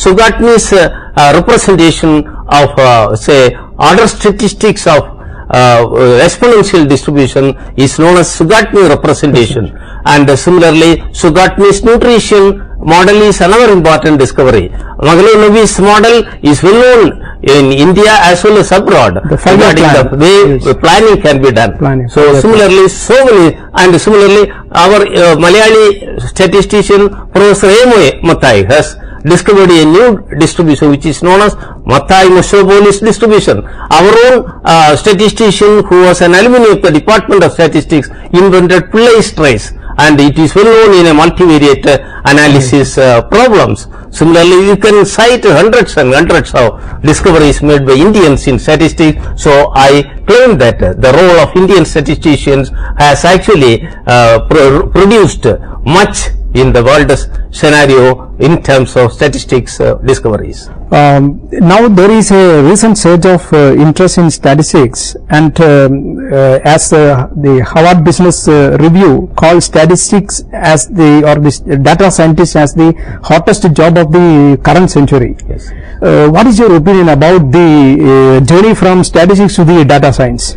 Statistics is a branch of science which helps everywhere. Every other branch of learning it contributes. Earlier, initially, biometrics is one branch of statistics which dealt with analysis of quantified data of biological sciences, and later on psychology people used statistics, and statistics played a great role in developing so many results and models and even therapies, and all those things comes under psychometry. Similarly, in chemistry, initially not much interest was shown towards mathematics and statistics, but later on they have started using so many statistical theories, and symmetrics is another branch interacted with this chemistry, and similarly actuarial science is another branch of statistics which helps in industrial problems related to insurance and such other things. A lot of our students are getting into the actuarial. Yes. It gives hard jobs. Even if somebody get one or two papers, they are actually kidnapped by insurance industries to keep them as their employee. Likewise, over time, so many new type of concepts were actually evolved, and they interact with the statistical science, and like big data analysis is one such area, and nowadays data science is another area. So based on the needs arising in the modern society, by interacting statistics with say computer methods and other areas such as management, finance, etc., and thereby new branches of statistics evolves, and they provide hot jobs for those who are coming successful in this area. So it will not stop there. Over the coming years, you can see so many new disciplines as well as which interact with the statistics and provide good jobs for new generation students. Okay. So in your opinion, the current education system in statistics, like the usual statistician will not do. That means in order to make him as a data scientist, it's a hybrid of, as you said, computer science, then coding is required, machine learning, and different, it's a hybrid of so many things. So what is the challenge as far as the education in statistics is concerned? Traditional statistics teachers are equipped in the traditional methods, but over years the requirement is more. A statistician should be trained in computer science. A statistician should be trained in at least one branch of science other than statistics, in order to make a specialized specialization in that direction and contribute his role in interdisciplinary aspects. So, the traditional way of imparting statistics education will fail in the near future. So, this type of interaction with other areas of science such as agriculture, medicine and say psychology and chemistry, such a type of, as engineers you see they are experienced in so many branches of sciences. Likewise, a new generation statistician should be trained with so many interaction with other sciences as well. Then only he will be a new generation successful statistician. I feel so. Okay. While the hottest job of the current century is data scientist and statistician, at the same time there is a feeling that what is called as the statistical anxiety is inherent in especially the students finishing their plus 2. So many of the students are scared of getting the data, dealing with the data. So as the data science means is dealing with the data, how do you find this statistical anxiety among the students who are learning? Usually in Western countries, statistics training is important at the high school level itself. Statistics, mathematical sciences as a whole. But in India, somewhat it is not properly been taken care of. So, according to my knowledge, in order to facilitate statistical interactions, statistical way of thinking and statistical application and escape from the so-called statistics phobia, early training in statistics is required. From high school onwards, definitely statistical methods are to be imparted in their curriculum, through their curriculum. So, if the disparity between statistical training at the early stage and in the absence of that, if they take statistical say methods at a later stage, they may not be able to understand because of their mind setup, which is a fearsome approach in their mind. So, early imparting training is necessary to make everybody aware of statistics and make use of the statistical methods in their curriculum. So, that earlier training is much necessary, and at plus 2 level, if possible, with the mathematics, one paper should be compulsorily taken as statistics. Otherwise, because plus 2 is the best level where you can make people aware of the applications of statistics, so that they may show interest and they may at their later education period they may apply it and use it to generate new knowledges from their study. Would you mean to say that the statistics should be introduced at before 10th standard? 10th mind level, plus 2 level, at least one paper should be there, full paper. So the statistical anxiety would be removed, and also now there is a general feeling that if you go to any science, whether it is a human science, biological science or physical sciences, the statistics is an essential integral part of their research work. Yes, yes. Okay. So what is your opinion about the kind of uses of statistics in these areas, and also there are apprehensions about the uses and misuses of statistics.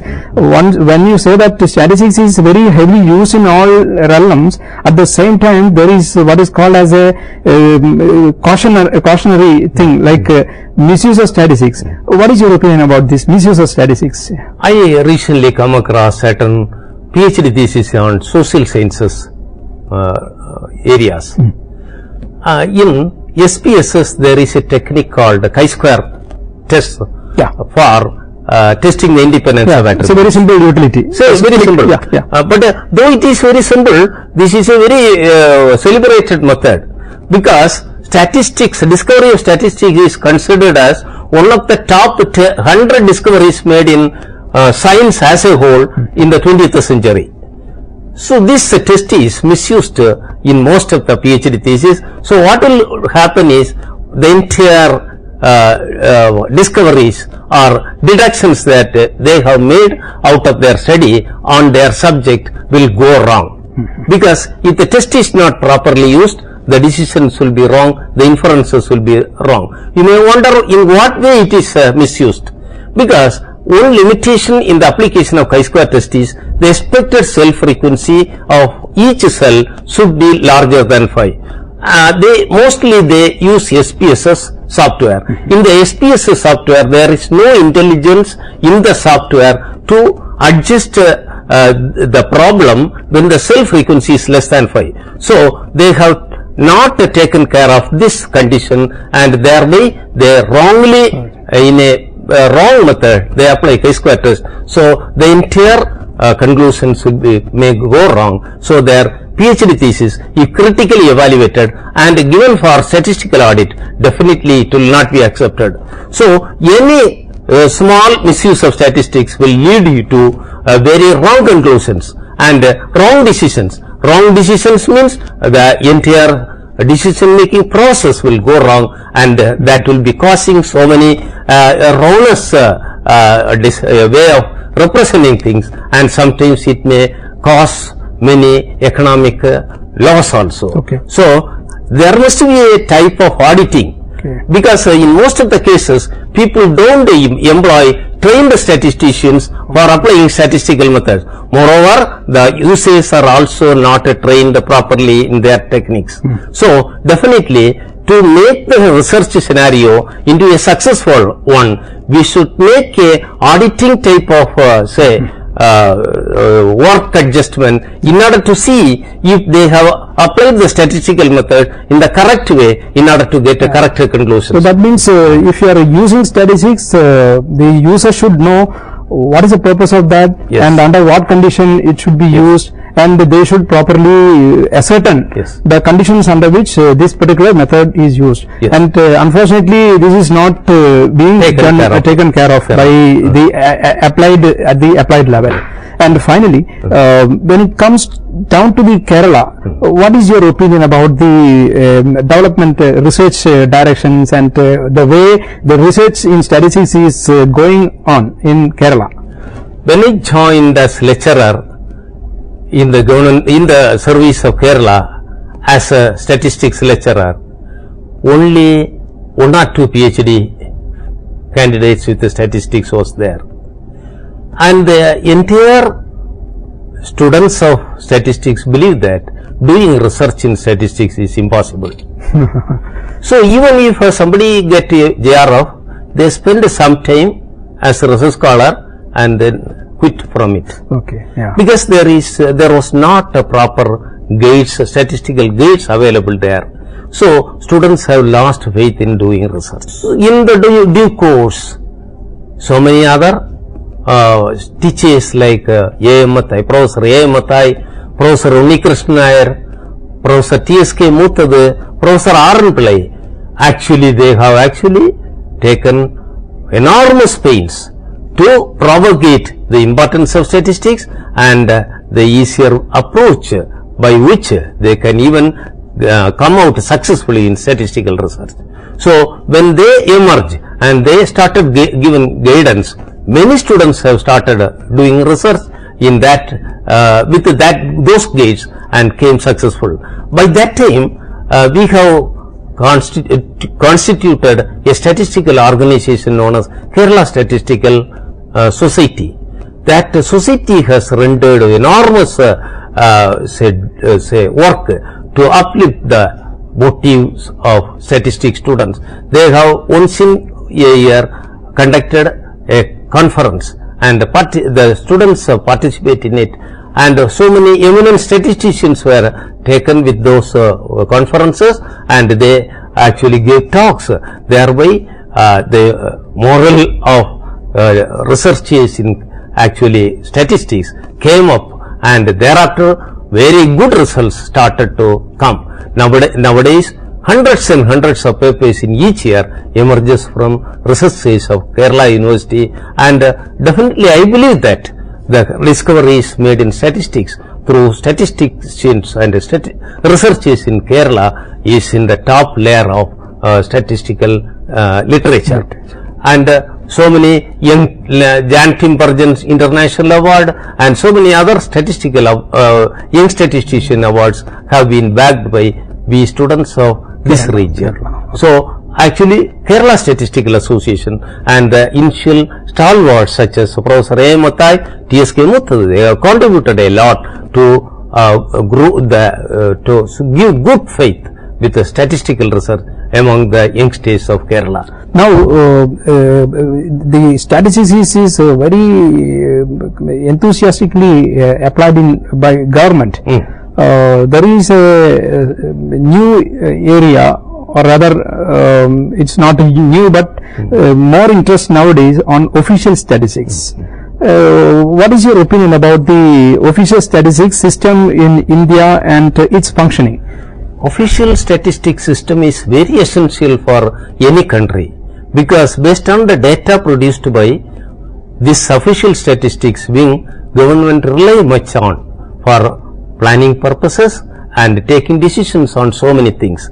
But there is a problem with the implementation part also.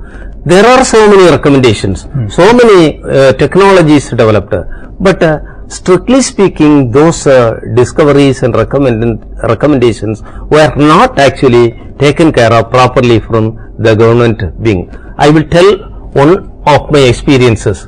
In the 11th 5-year plan for plan preparation of Kerala, Government of Kerala nominated me in one of the subcommittees. I have participated in the committee, and the chairman of that committee was Professor Thomas Verghese. During that time, there was heavy drought at Wayanad, and so many farmers committed suicides. So Professor Thomas Verghese asked me to study this problem, to make some recommendations on farmer suicide problem. So I have taken the 25 years data from 1982 onwards, and I have studied the index numbers of all those prices of several agricultural commodities. Quite interesting. And yes, and I have noted that among all agricultural commodities, the maximum growth that I could observe on the prices of agriculture data came to 400% only, whereas wages of farmers and only, whereas wages of farmers and the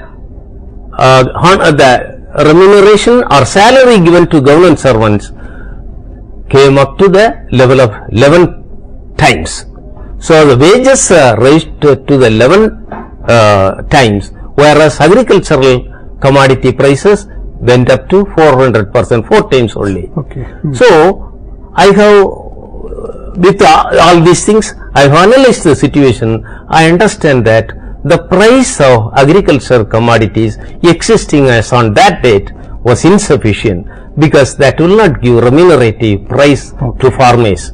And since they invested money without any definite knowledge, they invest enormous money, but they don't get enough return out of it. Yeah. So what will happen is their wealth will be drained, because they don't get remunerative price and sufficient income. So many of them are actually committing this cruel suicide. And definitely, so I have made these studies and gave my recommendation, and even I have recommended 3% cess to constitute in the income tax rule for the welfare of farmers. But all those things were just ignored. Very good suggestion, sir. In fact, you have demonstrated how yes, I have used in the real life. Okay. But these things are ignored. You see, India is having 130 crores of people now. We got independence, less than 40 crore people, and we were facing starvation because of insufficient food. But with 130 crores, we could produce sufficient food. But we don't know what will happen in the coming days if the farmers are not taken care of in the proper way. We talk of food security. If the farmers are not given remunerative prices, we will be facing a threat to food security, and definitely that when such an event occurs, we become helpless, and no import with this enormous amount of food will happen in such a situation. So the government of India should plan in advance to take care of farmers and make arrangements to give remunerative prices for farmers. Similarly, we can talk of so many problems, and where this official statistics system has to be strengthened and their recommendations are to be implemented at the government level. There is a gap between recommendations and implementation. Only if this gap is reduced, we will go towards or we can march towards a successful India in the days to come. So, what is the message that you would like to convey to the new generation?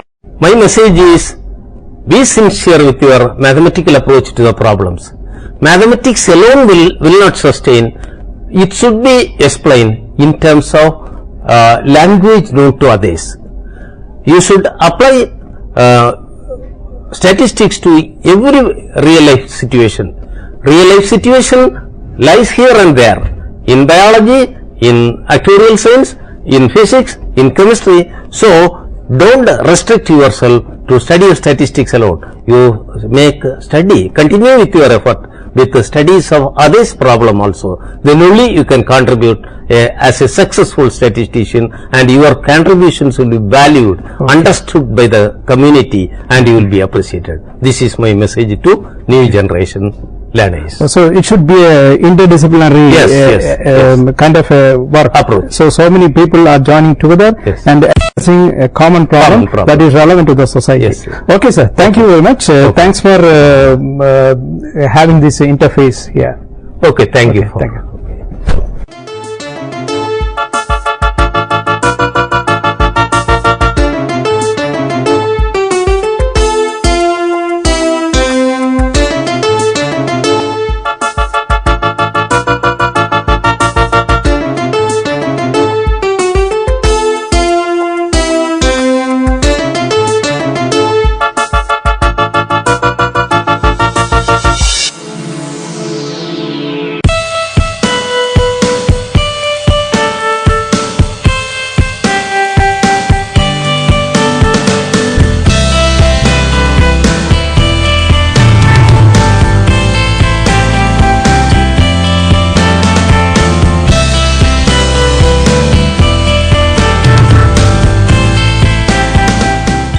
Hello and welcome to the session on factors adversely affecting education of women.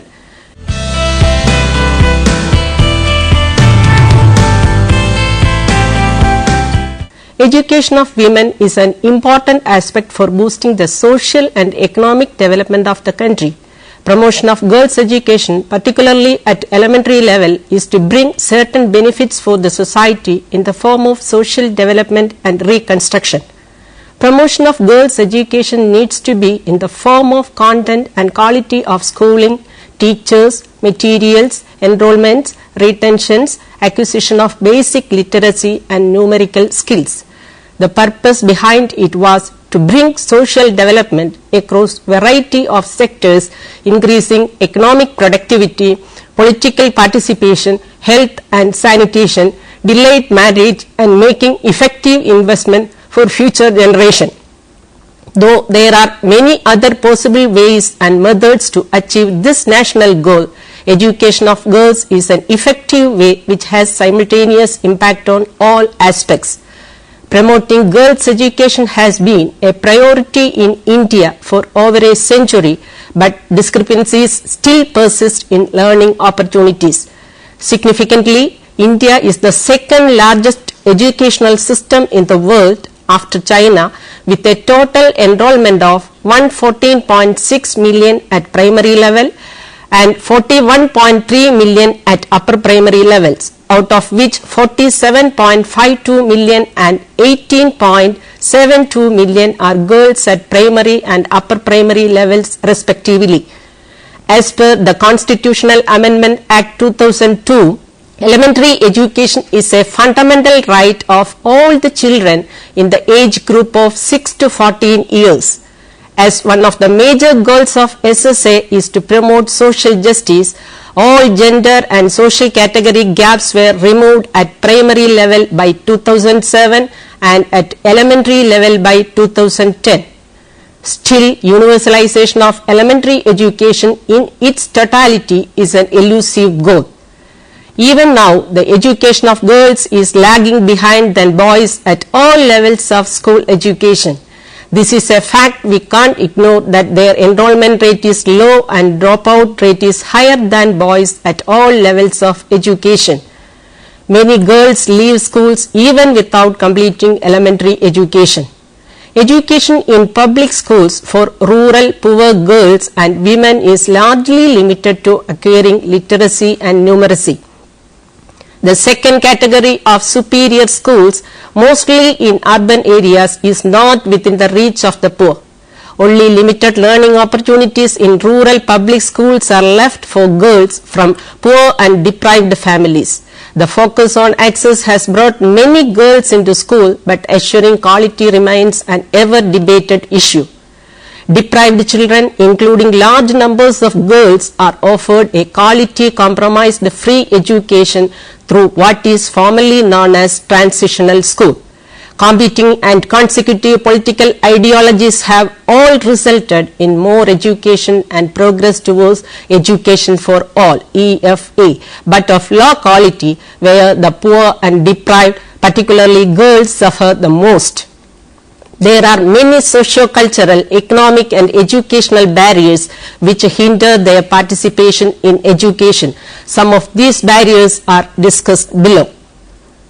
Barriers to women's education. Geographical. The considerable spatial disparity and in some cases incompleteness of institutional provision even at primary level relates directly to difficulties of physical access which adversely affect girls more than boys. Patterns of transportation and migration affect educational provision and take-up, again normally disadvantaging females, and in some cases extreme physical difficulties such as flooding and other hazards act in the same way.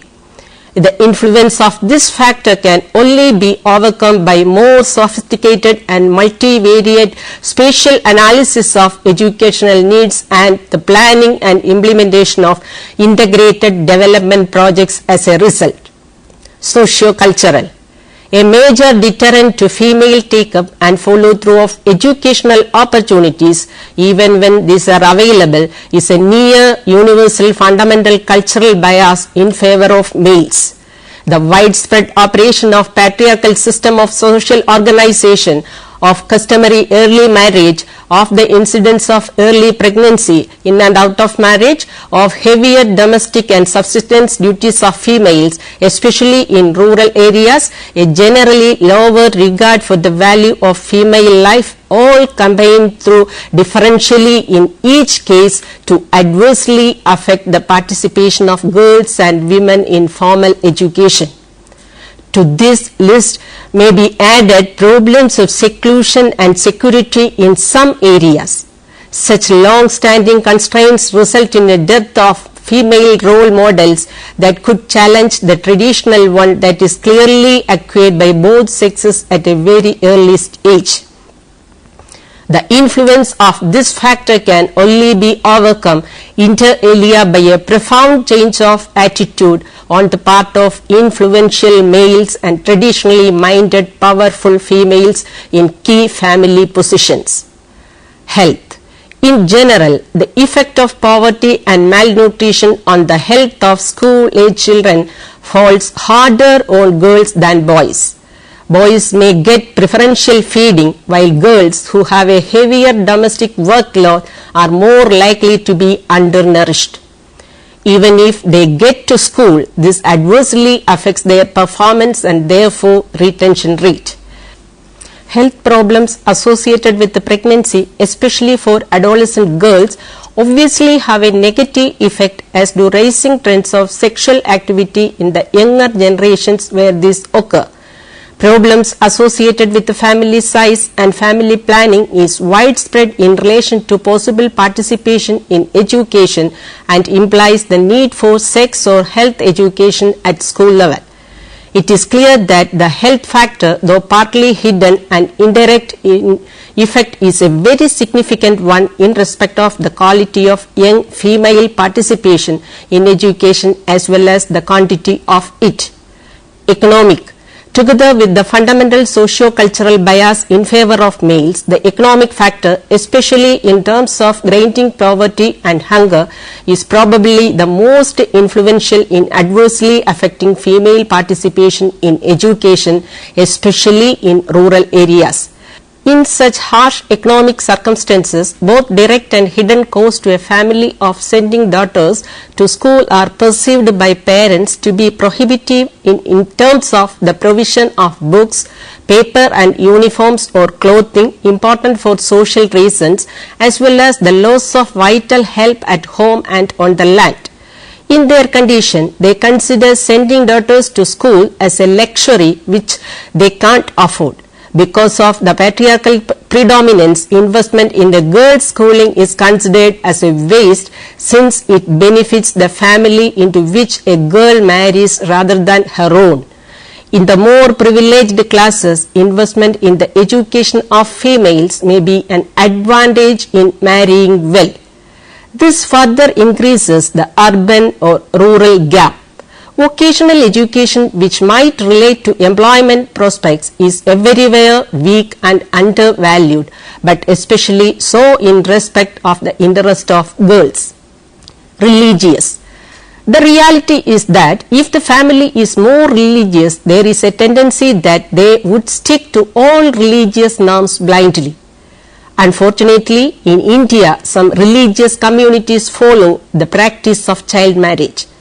This adversely affects the education of girl child, especially, example, girls in Madhya Pradesh, Rajasthan, Uttar Pradesh, Orissa, etc.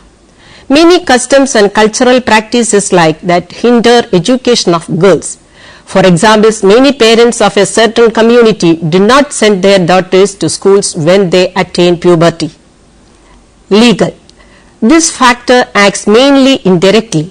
Most countries have now legislated for equal status in respect of sex, but this is usually a recent innovation and traditional sanctions often still operate unchallenged. In many rural areas, long-standing societal rules constraining females are still operative, as is the case with continuing early marriage. The acquisition of minimum legal knowledge and support in such areas as gaining justice and compensation for assault, understanding letters and contracts, arguing for educational provision according to the law, and challenging disadvantageous pressures in respect of marriage, divorce and inheritance could be very helpful to the female cause. The encouragement and support for more females to seek and develop careers in various areas of this profession could be a very significant development in respect of female participation in education. Political or administrative. Although policies exist in most cases for such developments as universal primary education, equal educational opportunities in terms of gender and the eradication of gender bias from text and other materials, the political will to carry these through seems to be weak in the face of severe economic constraint. The creation of ministries or Bureau of Women's Affairs appears to be counterproductive, and the poor quality of local administrative or advisory staff and resources renders such government initiatives as do occur relatively ineffective. In some cases, where strong political dichotomies or other such disparities exist, even elite females may be disadvantaged by being in the wrong camp, and their potential contribution to national development and the role of females in general to that end may be lost. Language policies can adversely affect female participation in that where vernaculars have no status and schooling is either absent or very poor, women and girls remain trapped. As with the churches, political leaders are almost always male, and until considerably more women break into the most influential echelons of power, the question of law female participation in education and its implications for national development may well remain on the sidelines. Educational. This factor itself can be a deterrent to female participation in schooling. Difficulties of accessibility, lack of resources and low teacher quality and morale are widespread. In particular, the lack of female primary teachers in rural areas is a real problem. The organization of schooling in terms of the daily and seasonal imperatives of local economies usually renders it dysfunctional, and the curriculum is often unattractive in instrumental terms.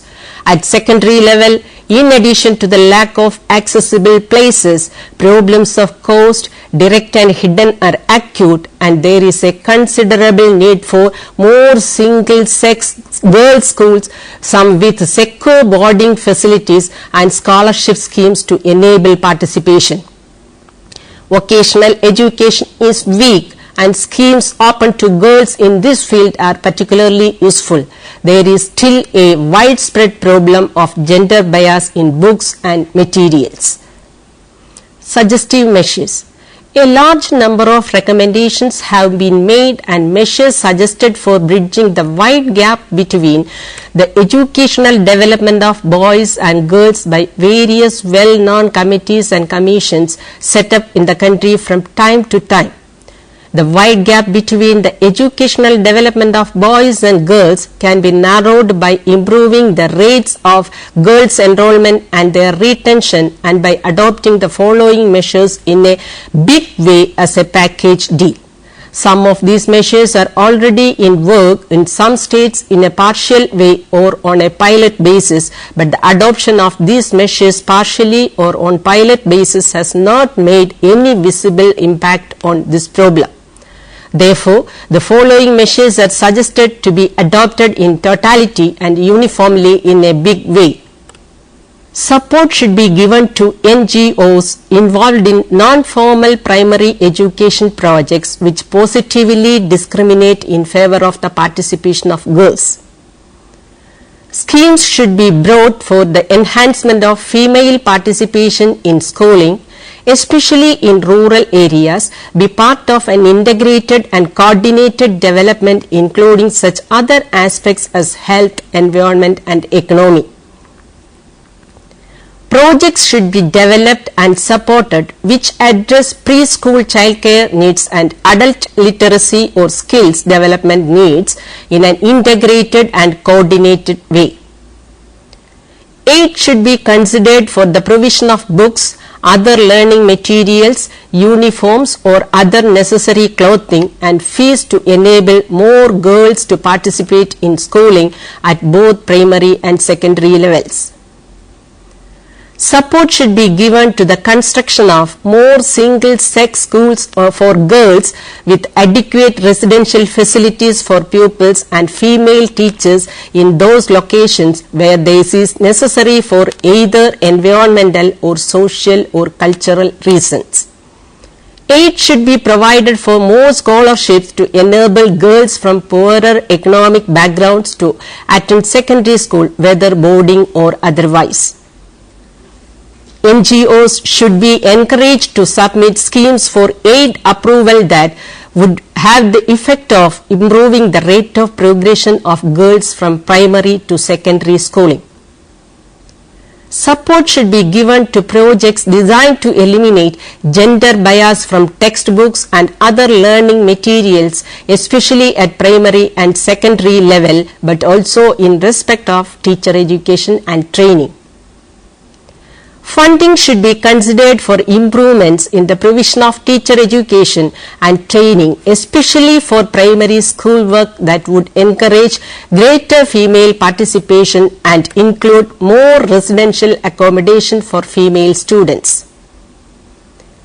Aid should be considered for the upgrading of technical and vocational education for both sexes, partly though not exclusively, as a second chance opportunity of dropouts from the formal system.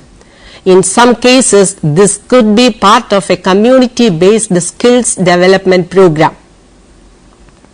Efforts should be supported to raise the level of male awareness of the community and family economic benefits likely to arise from increased participation of women and girls in educational and income-generating activities. Aid should be considered for credible women's movements with track records of support for aspects of education and training, both formal and non-formal. Support should be given to the upgrading of traditional or subsistence agricultural practices, especially where those involve women and girls to a significant extent. Support should be considered for feeding schemes in primary and secondary schools, where such a facility might encourage and enable the poorest families to send their boys and girls to school. Aid should be provided to improve the level of educational policy implementation at the local level through the training of significant numbers of personnel in systems of implementation and delivery. Their role would be a practical one of animation, advice and support rather than mere administration. The opportunity should be taken to include a considerable number of women in such programs of training and subsequent employment. Assistance should be provided to enable the school day and the school year to be adjusted to the realities of rural life and the demands of rural economies on child labor. Aid should be given for resolving the urgent and particular problem of the security of female teachers, especially in rural areas, by providing adequate accommodation and protection. Why is women's education important? It is the reality that not only do education benefit the person learning, but also the community in which they live. Education contributes to the economic stability of any given nation by increasing the income of the poor. Research has shown that no country has sustained consistent economic growth without a significant nationwide literacy rate. In addition to economic stability, education promotes civil and international peace as well as cultural tolerance and understanding. The benefits of girls' education include economic productivity, social development, intergenerational education, social equity, sustainability of development effort. So, there is a general perception today that the education of girls and women is one of the wisest and most profitable investments in social and economic terms. The first person to benefit from education is the woman or girl herself as an individual and as a member of society. But the positive effects are felt also by her family, the community, society and the whole country. Let us take a look into how an educated girl contributes to the development of a country. The girl as an individual. Education leads to greater self-esteem and self-confidence and opens up new horizons for girls, enabling them to discover their own potential, to develop themselves fully and increase their resistance to gender discrimination. The family. Education helps girls and women to have a positive impact on their families, better childcare, vaccination, schooling, etc., better nutrition, decrease in child mortality, better communication with the children and other family members. When women's education is combined with an improvement in their status, they account for over 50% of the reduction of child malnutrition. An educated woman is better equipped to increase family income and resolve family problems satisfactorily. Her family's well-being thus gets a big boost. The community and society. Education Education heightens women's awareness of the important role they can play in the community and society to find solutions to problems that impede development and social stability. Survival rates, schooling and community productivity increase as a result of women's education, with a corresponding decrease in mother and infant mortality rates. The community and society thus become more prosperous. The nation. With the awareness of her role as citizen, an educated woman can play a more dynamic role in addressing the economic challenges faced by her country in the areas of agricultural production, food self-sufficiency, the fight against environmental degradation, the use and conservation of water and energy. Women's education alone is obviously not enough to solve the country's problems, but it remains an essential factor in any development activity. Let me summarize the session. This particular unit discusses the issues adversely affecting women's education in India. The first module is an introduction which mentions about the present situation of women's education in India. It is the second module which elaborately describes all the factors which adversely affecting the women's education. And the third module puts some recommendations to overcome the discussed barriers to women's education. Finally, the fourth module gives stress to the point that why women's education is so important. The module brings out the many reasons for giving women proper education and makes clear that why it is so essential. Now you can try to attempt the following questions. What is meant by economic barrier to women's education? How health becomes a barrier to the participation of women in education? What are the benefits of women's education in general? How an educated woman contributes to a nation as a citizen? Write an essay on the factors adversely affecting the women's education. Explain some of the suggestions for overcoming the barriers. Now, you can refer the books for further reading. Women's Education in Developing Countries, Barriers, Benefits and Policies by Elizabeth M., King M. and Annie H. 1988, World Bank Publications. School Education in Rural India by Prakash V. 1993, Mittal Publications, New Delhi. A Program for Universal Elementary Education, Framework for Implementation, a report of Department of Elementary Education and Literacy, MHRD, 2005. Second Historical Survey of Women's Education in India, 1988 to 1994, by Agarwal SP and Agarwal JC, 1991, Concept Publishing Company. Hope that you have enjoyed this session. We can meet again with another topic. Thank you.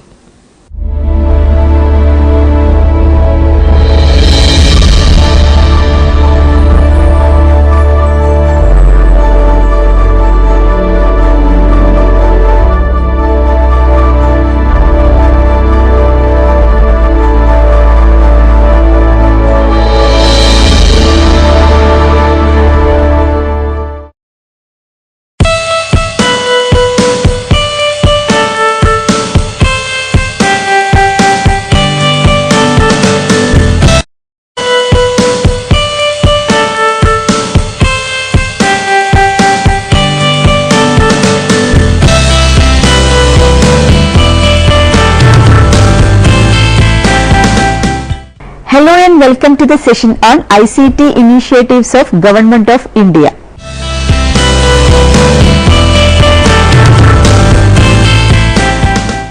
Information and Communication Technology, that is ICT, allows users to participate in a rapidly changing world in which work and other activities are increasingly transformed by access to varied and developing technologies.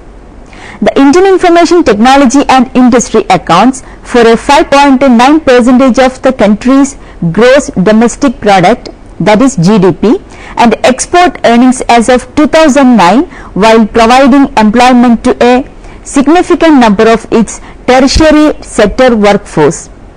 More than 2.3 million people are employed in the sector either directly or indirectly, making it one of the biggest job creators in India and a mainstay of the national economy. Realizing the importance of ICT, the Ministry of Human Resource Development, Government of India launched a web portal named Sakshat, a one-stop education portal. The high-quality e-content once developed will be uploaded on Sakshat in all disciplines and subjects. Several projects were in the completion stage and are expected to change the way teaching and learning is done in India. Faculties from various higher educational institutions are participating in this curriculum development project. The National Mission on Education through Information and Communication Technology, that is NMEICT, has under its aegis created virtual labs, open source and access tools, virtual conference tools, talk to teacher programs and simulated lab experiments. The NMEICT has been envisaged as a centrally sponsored scheme to leverage the potential of ICT in providing high quality, personalized and interactive knowledge modules over the internet or intranet for all the learners in higher education institutions in anytime, anywhere mode. This is expected to be a major intervention in enhancing the gross enrollment ratio, that is GER, in higher education and in ensuring access and equity in higher education. The NMEICT has two major components, with first one is the content generation and the second one is the connectivity along with provision for access devices for institutions and learners. It plans to focus on appropriate pedagogy for e-learning, providing facility of performing experiments through virtual laboratories, online testing and certification, online availability of teachers to guide and mentor learners, utilization of available education satellite, that is EduSat, and direct to home, that is DTH platforms, training and empowerment of teachers to effectively use the new method of teaching, learning, etc. On the other hand, the NMEICT would create high quality e-content for the target groups and on the other, it would simultaneously seek to extend computer infrastructure and connectivity to over 18,000 colleges in the country, including each of the departments of nearly 400 universities or deemed universities and institutions of national importance. In March 2009, annual revenues from outsourcing operations in India amounted to $60 billion, and this is expected to increase to $225 billion by 2020. The most prominent IT hub is IT capital Bangalore. The other emerging destinations are Chennai, Hyderabad, Pune, NCR and Kolkata. Technically proficient immigrants from India sought jobs in the Western world from the 1950s onwards, as India's education system produced more engineers than its industry could absorb. India's growing stature in the information age enabled it to form cross ties with both the United States of America and the European Union. Each year, India produces roughly 8 lakhs engineers in the country. Out of them, 25% to 30% possess both technical competency and English language skill, although 10% of India's population can speak in English. India has developed a number of outsourcing companies specializing in customer support via internet or telephone connections. The Indian telecommunication industry is the third largest telecommunication network in the world and the second largest in terms of number of wireless connections. The Indian telecom industry is one of the fastest growing in the world. Projection by several leading global consultancies is that India's telecom network will overtake China's in the next 10 years. For the past decade or so, telecommunication activities have gained momentum in India. Efforts have been made from both governmental and non-governmental platforms to enhance the infrastructure.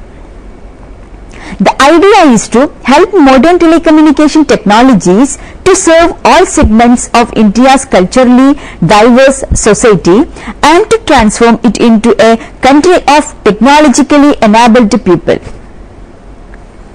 Now we shall go through the Digital India initiative related to education. The first one is Beti Bachao, Beti Padhao. The campaign aims at ensuring girls are born, nurtured and educated without discrimination to become empowered citizens of this country.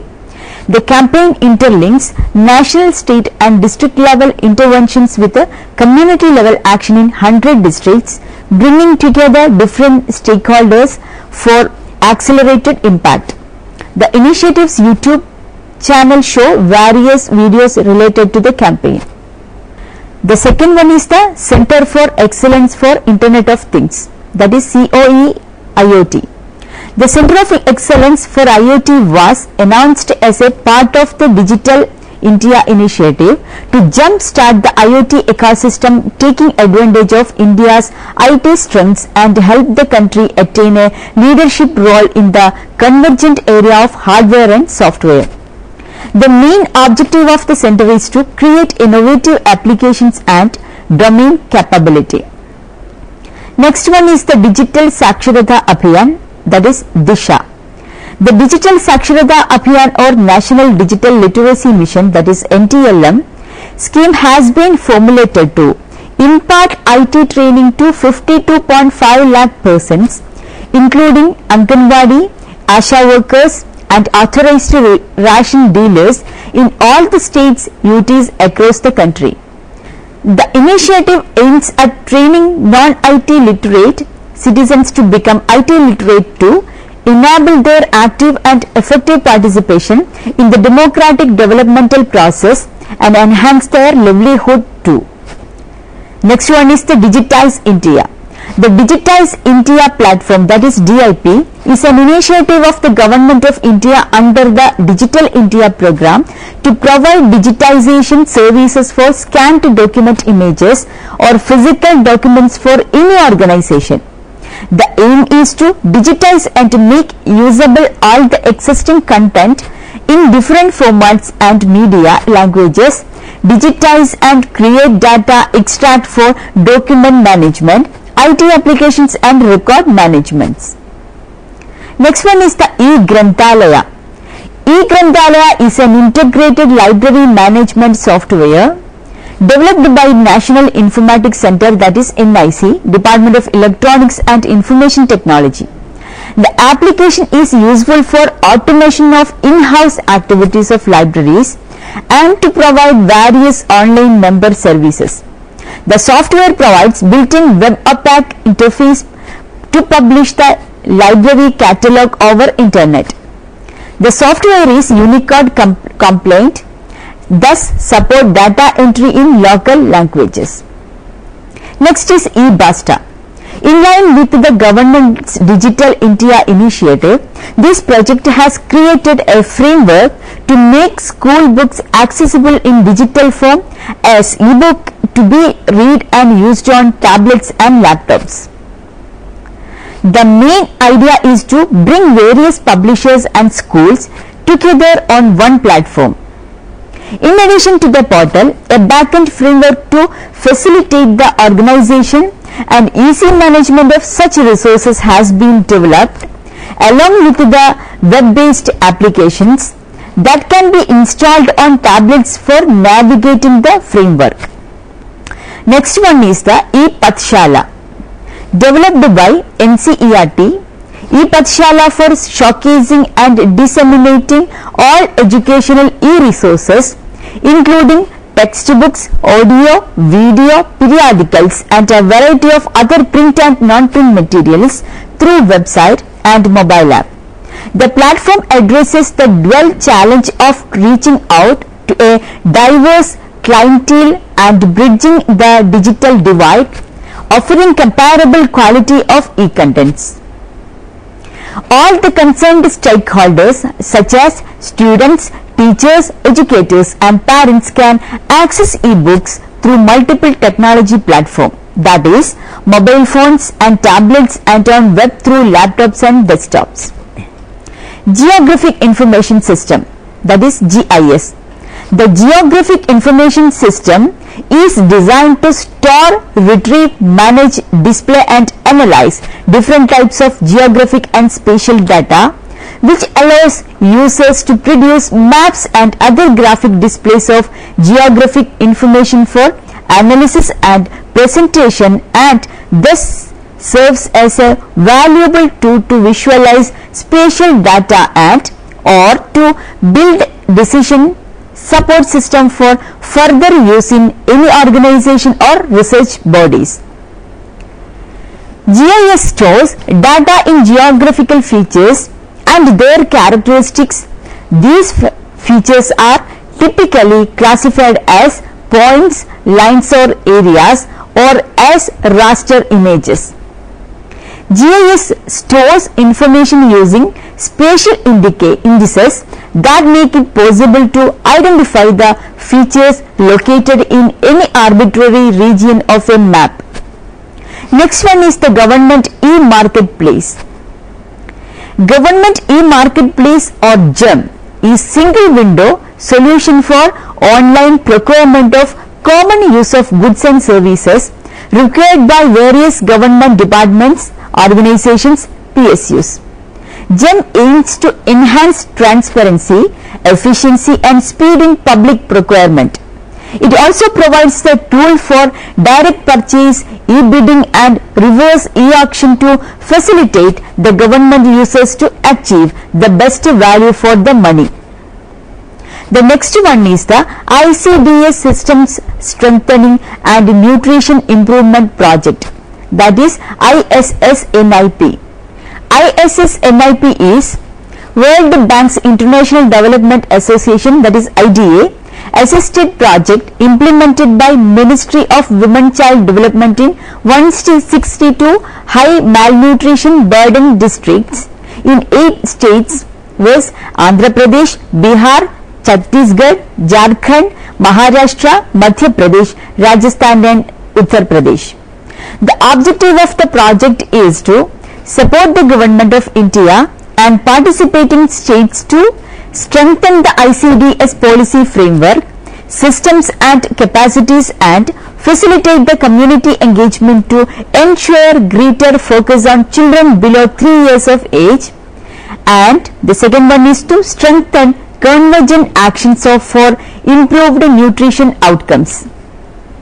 Next is the Knowledge Management System, that is KMS.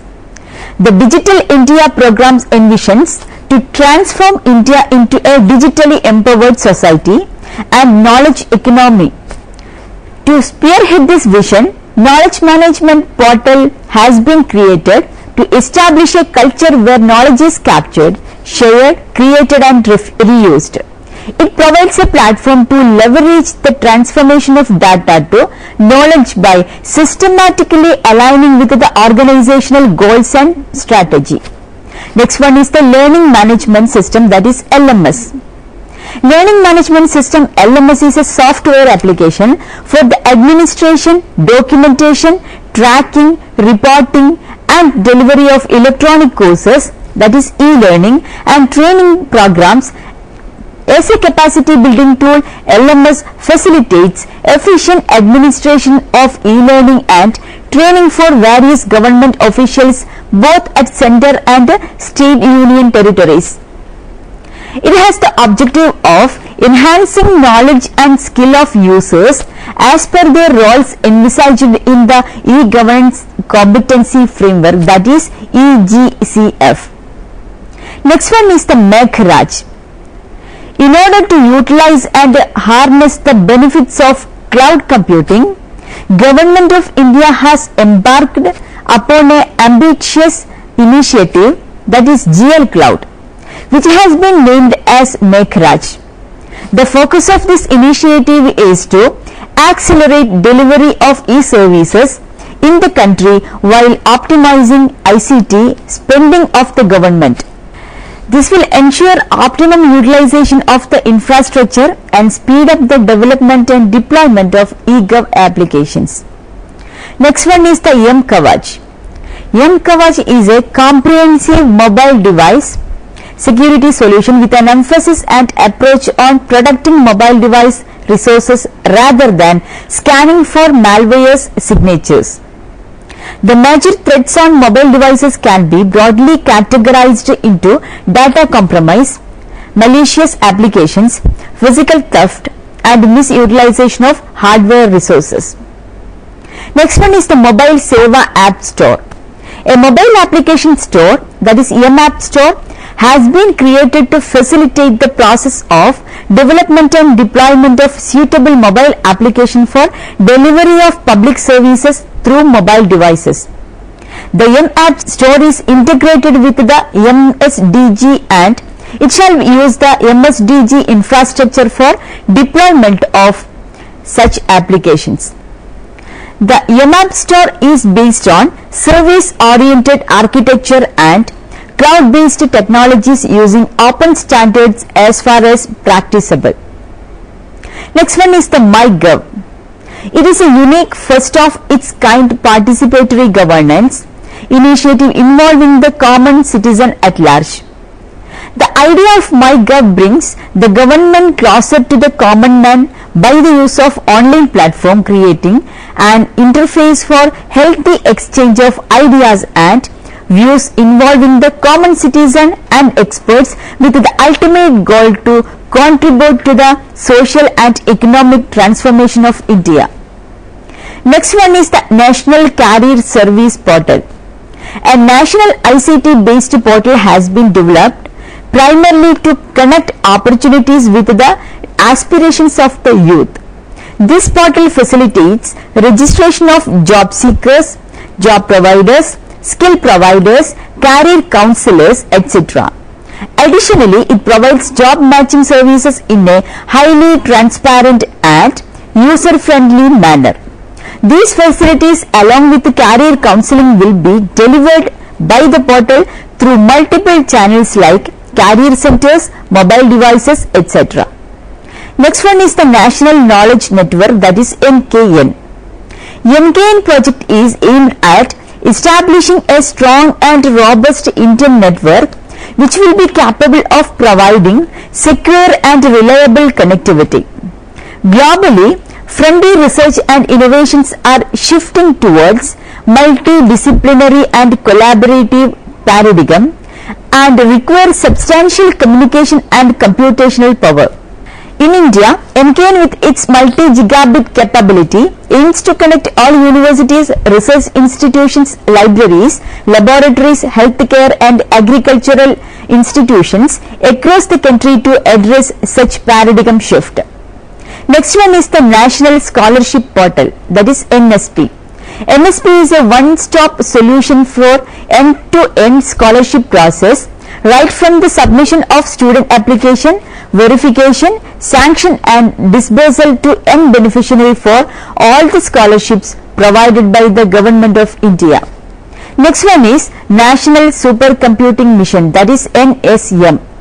National Supercomputing Mission has been envisaged to empower the national academic and research and development institutions spread across the country by installing a vast supercomputing grid comprising of more than 70 high-performance computing facilities. These supercomputers will also be networked on the National Supercomputing Grid over the National Knowledge Network, that is NKN. Next one is the Open Data. Open Government Data OGD Platform India, that is data.gov.in is a platform for supporting open data initiative of Government of India. The portal is intended to be used by Government of India ministries, department, their organization to publish datasets, documents, services, tools and applications collected by them for public use. It intends to increase transparency in the functioning of government and also open avenues for many more innovative uses of government data to give different perspective. Next one is the OpenForge. OpenForge is Government of India's platform for open collaborative development of e-governance applications. Through this platform, the government wants to promote the use of open source software and promote sharing and reuse of e-governance related source code. Next one is the Saransh, a CBSE initiative. Saransh is a tool for comprehensive self-review and analysis for CBSE affiliated schools and parents. It enables them to analyze students' performance in order to take remedial measures. Saransh brings schools, teachers and parents closer so that they can monitor the progress of students and help them to improve their performance. Next one is the Shala Darpan. KV Shala Darpan is an e-governance platform for all Kendriya Vidyalayas in their countries. It aims to improve quality of learning, efficiency of school administration, governance of school and service delivery to key stakeholders, namely students, parents, teachers, community and schools. Next one is the Shala Siddhi. The National Program on School Standards and Evaluation, that is NPSSE, known as Shala Siddhi, is a comprehensive instrument for school evaluation leading to school improvement. Developed by the National University of Educational Planning and Administration, that is NUPA, it aims to enable schools to evaluate their performance in a more focused and strategic manner and facilitate them to make professional judgments for improvement. Next one is the SMS based midday meal monitoring scheme. Midday meal, that is MDM mobile app is meant for effective monitoring of daily and monthly midday meal data to be sent by the schools. The app provides additional data communicating mechanism for the MDM in charge or teacher who has to send the daily or monthly data using SMS. The app, once installed on Android device, does not need internet to send the MDM figures, as user has option to send the figure through SMS from the app.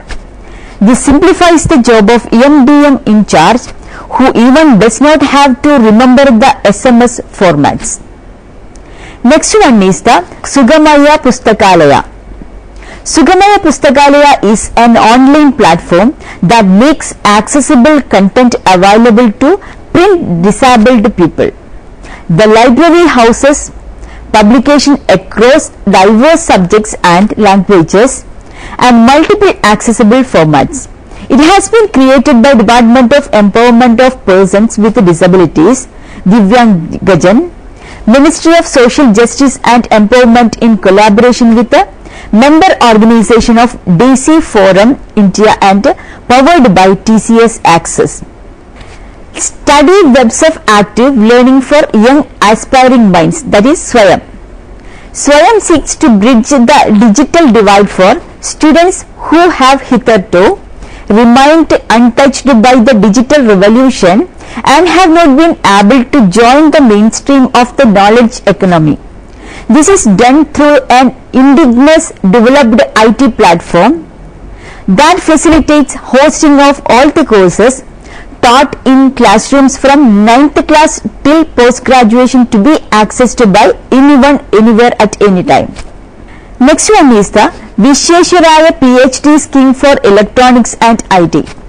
One of the key goals of the Visheshwaraya PhD scheme is to encourage working professionals and non-PhD faculty members to pursue PhD in the ESDM and ITES sectors as part-time candidates.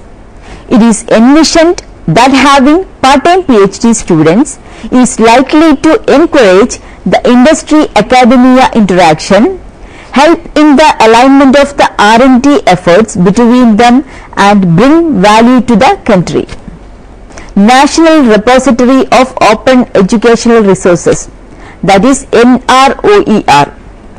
NROER is a collaborative platform which brings together everyone interested in school and teacher education, initiated by the Department of School of Education Literacy, Ministry of Human Resource Development, Government of India, and managed by the Central Institute of Educational Technology, National Council of Educational Research and Training.